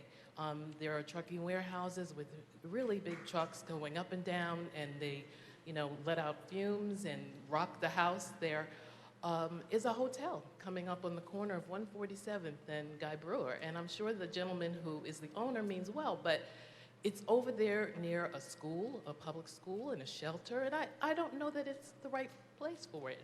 I don't know that other people in the community I'm going to ask you to get to your question. that it is either. So my question is, what protocols are in place already, or what needs to be put in place so that people who are residents in communities have some rights around business, to keep a balance in the community between business and the residents who live there? Sometimes businesses who come in 5 years have more rights, it seems, than people who've lived there for 40. So I'm going to try my best. It's a very big question, and I don't have a perfect answer, but I'll try my best. We are changing the rules, if you will, around development in the city all the time, trying to figure out what makes sense. We have areas that used to be manufacturing and now residential. We have areas that make more sense for job creation. I mean, we're constantly trying to figure out what's right. And the challenge, and it is a real challenge, is the city is growing very rapidly. There are cities in this state, in this country, that have lost a huge amount of population. Buffalo's lost half its population in the last 50 or more years. This city is growing rapidly. We are at the highest population we've ever had, over 8.5 million. We're going to be at 9 million not long from now. So I'm being honest with you about, we have a pressure on us to grow, and there's a lot of benefits to growth, a lot more job creation and other good things, but there are real challenges for existing residents. So what we try to do is figure out, are the rules right, and update them as needed. I think there's another point you make, which is a health and safety point. So maybe the zoning, maybe the land use rules are okay, but there's still an unintended consequence, like truck fumes. That's when we have to look at that and see if we have to change the truck routes or something like that. So Department of Health is an example of that, where the Department of Health looks at an issue like whether the concentration of trucks is causing a new problem. In your case, I'd like us to assess your immediate area and see if the level of truck traffic is causing any kind of health or safety problems that we might be able to do some immediate things to address. But the bigger answer is, if a particular community needs a whole new different approach to land use, we're willing to talk to the councilman and see if that's something we can do. And I'm happy to announce tonight, as the chair of zoning for the city of New York, that we are looking at doing rezoning actions in that area to prevent the spate of hotels that are just popping up in that neighborhood so that they can be discontinued. No offense, but we are going to look at land use actions very soon, by the end of the year. So would you stand up again just for a second? And where's Oxiris? Stand up there, the Deputy Commissioner of Health. So she'll see you after, and we'll do an assessment of your area. Yeah.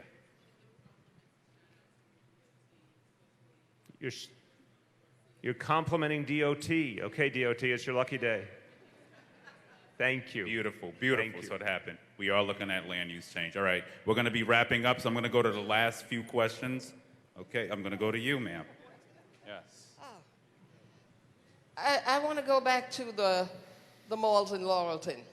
Just briefly, the reason, it may sound frivolous requesting the curbing, but for decades, the residents are the ones that maintain at their own expense the green, the flowers, including using their own water to keep that space beautiful. So. And I don't, look, first of all, I thank you, because it's a great example, and there are many wonderful residents in the city who helped keep their neighborhood strong through good times and bad, and put a lot of themselves into their neighborhood. The curbing, I've heard loud and clear from the councilman, is a safety issue, it's an aesthetic issue, it's a lot of different things. So DOT is going to take that very seriously, and we'll come back and let you know what we can do. But it won't cost $10 million. It may cost more. Councilman, Mayor, I have a question. I would like to see, thank you so much for having after school for the middle schoolers, but we have a lot of teenagers in high school. This is an example of 4 schools in one building. And I would like to see some after school programs, some STEM programs, maybe even partnerships with Liberty Partnership for Project Prize or STEP programs, but it's very needed in this community. I understand that and I agree with that. Here's the challenge. I want to be straight up about it. We decided, again, when we make our investments, we try and figure out where we think the biggest impact will be. We felt that the middle school kids were the most vulnerable. Everyone who, so my kids are a little older now, but I like to call myself a recovering middle school parent because it's a very tough time and they need that support. And that's why we made it universal, that every child in 6th, 7th, 8th grade get automatic after school. For high schools, we do have a certain amount of investment. We have our Beacon programs, which we're very proud of. We have our Cornerstone programs in the Housing Authority buildings. But I'm not going to tell you we've gotten to universal yet for high school. We haven't. That's something we're going to need a lot more resources to get to that point.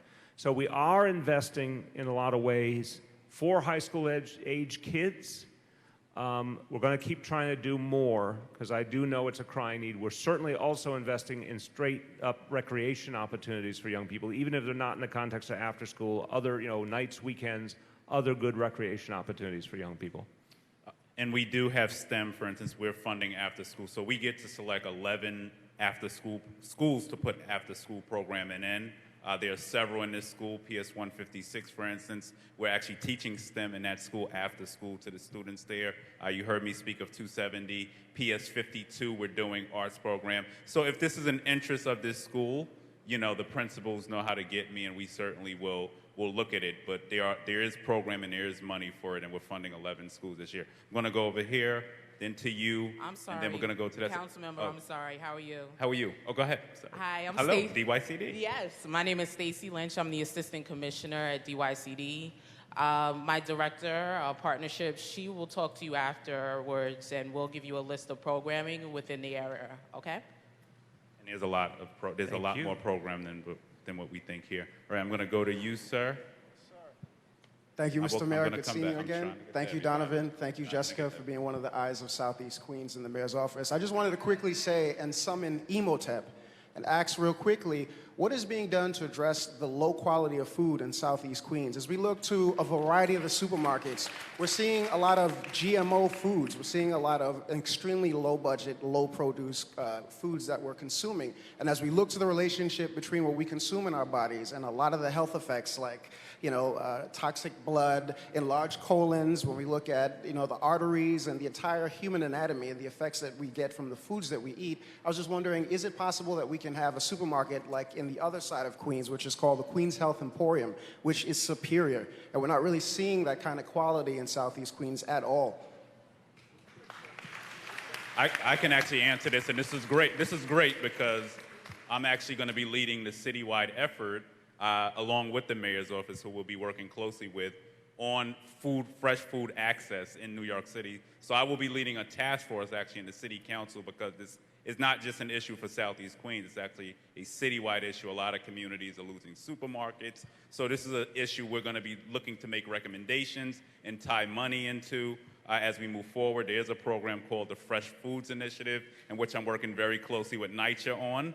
In particular in the Rockaways, where we're going to be actually bringing a supermarket to an underserved neighborhood there that has no access to food. But we understand this is a citywide issue, and we'll be coming out, and I urge you to be a part of that conversation as we move forward. Ms. Kim Lawton, then Ms. Jackie Boyce, and then I'm going to go through a few more, and then we got to wrap up.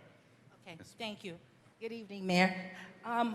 First, again, I want to just thank you. As everyone stated, this is the first time we've had this in a while, and I really wanted to, I'm going to be quick, I wanted to really give a shout out to all of the civic organizations, because it's actually because of people like FAHEL and UNCA and Federation and that actually has allowed this to happen. And listening to all the questions, we all have similar issues. We were going to ask about dumping and trucking. I feel like I hit the lotto because I'm part of the IBID, et cetera.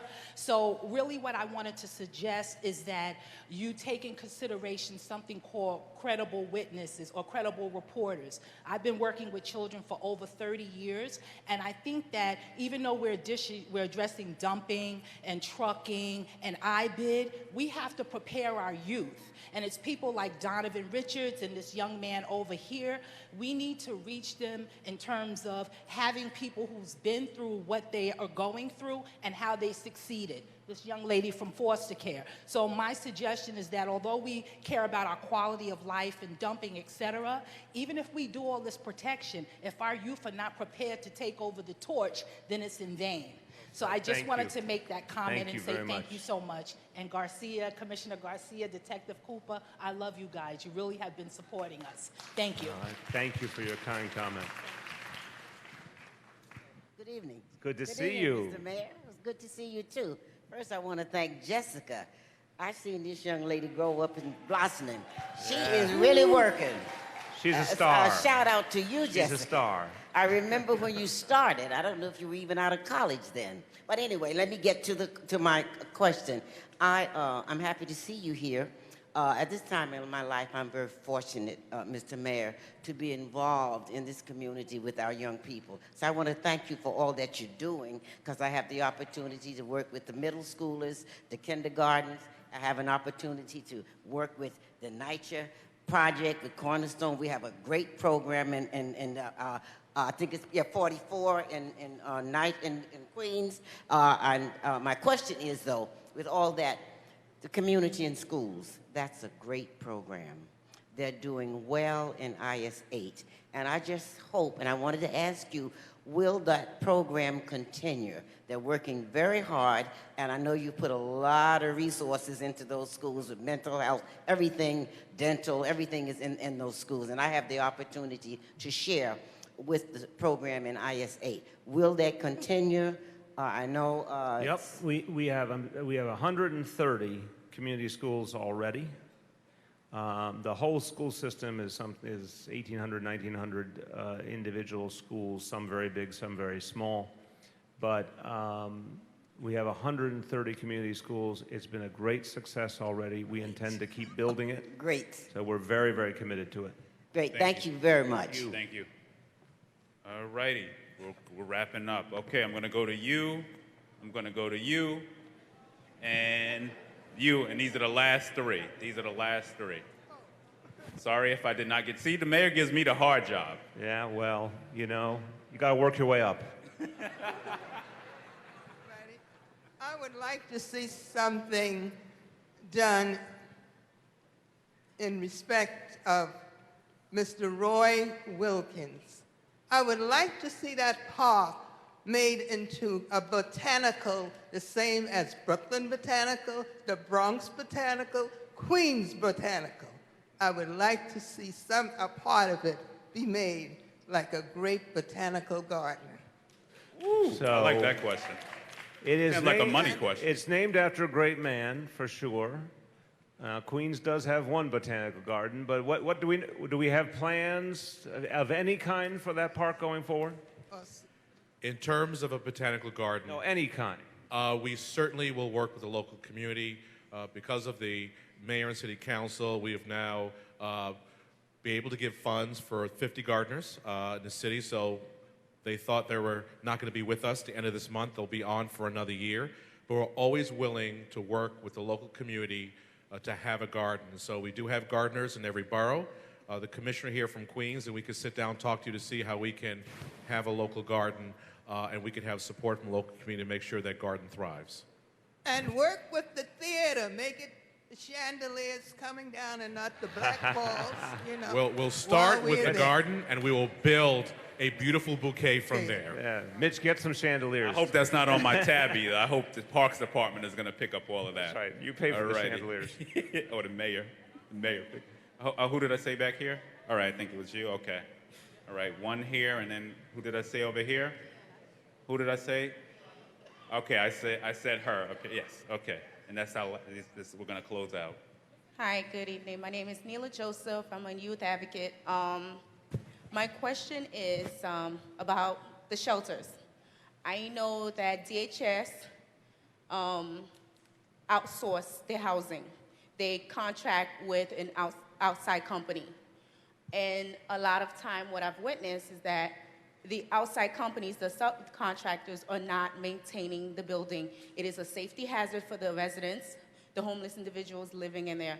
What are we doing to maintain and keep those places safe and making sure that you're not housing someone that is homeless, that is seeking assistance from the city, and they're being placed in somewhere where it could be... I got it. No, it's a great question. Yeah. Thank you very, very much. And I'll tell you, so most important thing is we are trying to prevent homelessness before it happens for so many families. So we have greatly expanded the ability to stop evictions through anti-eviction legal services. And just want to remind anyone, if you know anyone on the verge of eviction and you think it's an illegal eviction, they can call 311. And if we can help them with a lawyer, we'll give them a lawyer for free.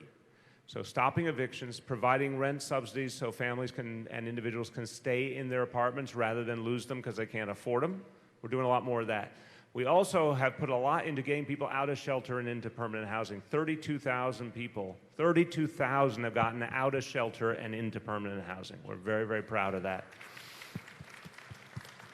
But if people in shelter, to your core point, you're absolutely right. A lot of the shelters, including run by nonprofits or private owners, were physically not acceptable.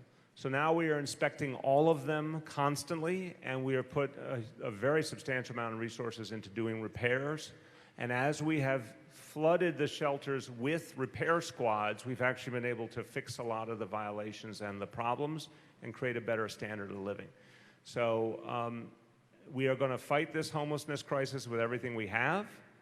It is very much related to the economic reality because it's related to rising rents for so many people and the fact that too many people are still living with minimum wage jobs.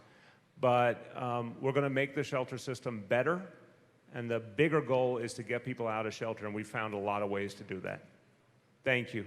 All righty. So it's our last question. Good evening, Mayor and Councilman Richards. I have a question regarding MTA. Did we save the best for last? I hope so. Okay, checking her confidence level. Go ahead. Remember, we Very cost. high, very high. Whenever we have a good question, it costs. Okay. All righty? I'm ready. Okay, regarding MTA and the buses that are designated for Queens, Q5, Q4, 84, 83, all along that line, the buses are very old, and I'd like to know when will that change. I work in Roosevelt, and on 39th Avenue off of Main Street in Roosevelt, there's not one old bus, not one. But there's several on our lines, and I'd like to see that change. The second comment I have is the repavement that's going on in Laurelton and Rosedale. I've put in a complaint today for 311 because they're improperly doing the repaving. The roads are extremely uneven. I put the locations down on 311. I made the complaint prior. Today I witnessed the truck that was doing the repair work. Instead of using a roller, they were using their back wheels. Now, I'm sure they're getting paid to use the roller, so I did put in a 311 complaint about that. There needs to be an investigation and inspectors regarding the repaving issues in this area. So I'm going to have Commissioner Trottenberg speak to this. On the first point, even though it's something that isn't as widely understood as it could be, the state runs the MTA. We do have representation on the MTA board, and Commissioner Trottenberg's one of our members of the board, but the state makes the ultimate decisions on MTA resources. We're going to push them, of course, to always invest more in the city, and we've been able to get a lot done in terms of select bus service, for example, but she's going to follow up on those particular concerns. Now, on the repaving, which has been a really positive thing, because so many communities told us for years they weren't getting the repaving they needed. We've made unprecedented capital investment in repaving, but it has to be done right. It has to be done right, and if it's not being done right, we need to know about it. So, Commissioner, speak to the issue, and then I'd like you two to get together at the end so the Commissioner can make sure someone gets eyes on the situation in your neighborhood. I'll actually speak quickly about both issues. Again, as the mayor said, the city does not actually run the MTA, but I am on the board, and I do try as best I can to bring concerns from the city. So on the bus situation, I'll talk to you about it and see what can be done. The MTA actually is in the process of doing a couple of new bus procurements. They've had their own funding issues, so they will be bringing some new, more state-of-the-art buses online.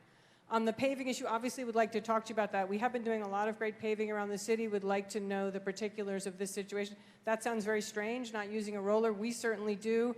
Sometimes other entities are doing work on the road, so let me get the locations and we will certainly look into that. And I thank you for reporting it, because if someone's doing the wrong thing, you're going to help us make sure it's fixed. So thank you very much. Well, let's give a round of applause to Mayor de Blasio. Thank you. Thank you very much. Appreciate it. Thank you. Before we close out, I just want to acknowledge the organizations that helped co-sponsor this event. The Federated Blocks of Laurelton, and you should stand. Robert Couch Senior Center, I know I saw some representatives. The Rosedale Civic Association, and the Spring Jam Block Association. And I urge you, if you're not part of a block association, an organized body, to please join them. I just want to call my staff up. My staff, make it fast. Come on up, staff. So these are the front line. These are the people, although I get all the glory and credit, these are the young people who actually make it all happen every day. So when they say there's no talent in Southeast Queens, you look at these group of people. They are serious and working very hard. I want to thank Jessica Douglas. You come up too, because although she's not my staff, she is born and bred Southeast Queens, and she's the mayor's Community Affairs Southeast Queens unit person. I want to thank the Laurelton Lions Club for volunteering. Thank you. Oh, Queen Village, I'm sorry. Sorry. Okay, Queen Village, and there's a few of y'all who live in Laurelton. I don't know why you're on the Queen Village. But I want to thank you all for coming out. Thank you, Mayor, for your commitment. Thank you, everyone. To this Thank you for neighborhood. being here tonight. Thank you, Commissioners. Thank you very much. Thank you all. God bless you. Good night.